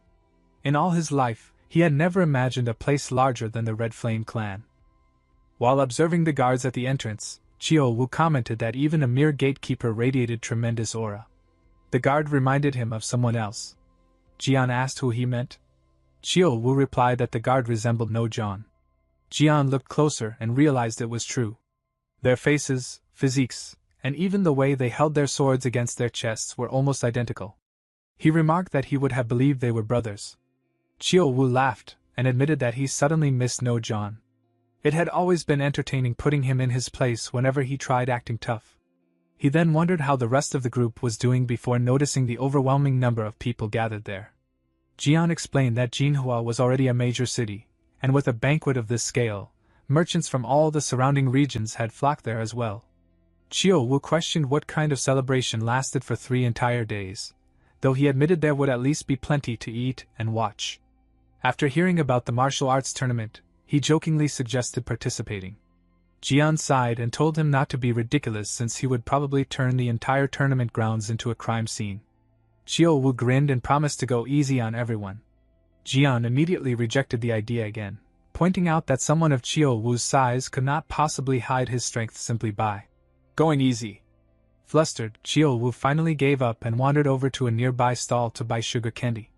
After popping the candy into his mouth, he happily chewed on it while Jian mocked him for acting like a child. At that moment, one of the gatekeepers stopped them and politely asked where they had come from and what business they had with the Hahu clan.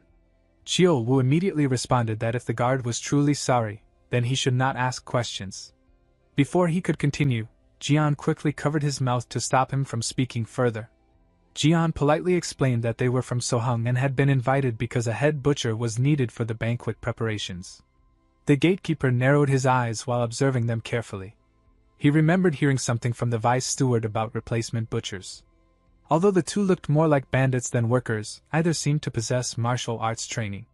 Meanwhile, Jian loudly scolded Qiu Wu again for his terrible temper. Qiu Wu obediently apologized to his boss. Satisfied, the gatekeeper allowed them to enter. Some time later, preparations for the banquet were underway. A man dressed in red robes walked through the area complaining that he had originally planned to drink with that old geezer while grumbling together about the great lord forcing him to serve as a judge for the martial arts tournament. The man was Hahu Gak, one of the three martial eccentrics, known as the Sword Freak. Following behind him was his grandson, Hahu Yun. Yun tried to calm him down by saying that since Old Man so personally recommended the replacements, their skills were surely exceptional. Gak immediately snapped at him, asking whether he thought he was upset merely because of meat. Yun asked what else it could possibly be. Grinding his teeth, Gak shouted that his friend had died and demanded to know how he was supposed to feel at peace after that. Hearing this, Yun privately thought that although the two had spoken often, their enormous difference in status had never made them seem like true friends. Noticing Yun's silence, Gak asked whether the word friend sounded so strange to him. Yun honestly admitted that it did. He had never thought they had spent enough time together to form such a deep bond. Gak angrily replied that friendship was not measured by time but by heart. Even so, he pointed out that he had still known Old Man so for 20 years, long enough for the world itself to change twice over. Yun immediately pointed out that Gak had just claimed time was unimportant. Gak shouted at him to stop talking nonsense, and ordered him to follow. The two then entered the area where the banquet food was being prepared. A short while later, Gak spotted Jian calmly sitting beside a large buffalo that was eating grass from a wooden feeding box. Gak remarked that this was supposedly the man his old friend had recommended. He intended to personally see whether the butcher's skills truly matched the praise he had received. He recalled how Old Man so used to describe slaughtering as the final feast of life's journey. Jian calmly placed a pin against the buffalo's head and struck it once with a hammer, killing the massive beast instantly. Gak's eyes widened in surprise as he admitted that the man had clearly been trained properly. Yun agreed, calling the technique incredibly skilled. Gak corrected him by saying it went far beyond simple skill. Jian's movements had been so clean and precise that they were almost frightening. Moments later, Qiu Wu casually lifted the entire buffalo by himself and dropped it into an enormous wooden drum before carrying the heavy container aside alone. Yun stared in disbelief at the monstrous display of strength. Gak remarked that Qiu Wu possessed the strength to pluck mountains and an aura to cover the world. Yun argued that such a feat could not possibly be achieved through raw physical strength alone. Gak agreed that it was absolutely impossible. Suddenly, he gathered aura into his right hand and launched an attack directly toward Qiu Wu. Seeing this, Yun immediately realized that it was the realm of spirit-breaking intent. He wondered whether the giant butcher would dodge or counterattack. Instead, Qiu Wu simply punched forward without moving from his spot, instantly shattering the incoming aura attack. Yun's eyes widened in shock. He could hardly believe someone was facing the aura of one of the three martial eccentrics without even flinching. Gak laughed in amusement, and remarked that things had become interesting. Jian calmly told him to stop playing around because he would not be able to hold Qiu Wu back a second time. Gak smirked and asked whether that meant Jian had gone easy on him, and whether he should feel grateful for it. Jian replied that he was only concerned about the banquet preparations being delayed. Gak's eyes sharpened as he stated that it no longer mattered. The two were clearly no ordinary butchers. He then demanded to know who they really were. Genius protagonists, overwhelming growth, and legendary battles, this is your battlefield. We're just steps away from 20,000 subscribers. Subscribe now and rise with us.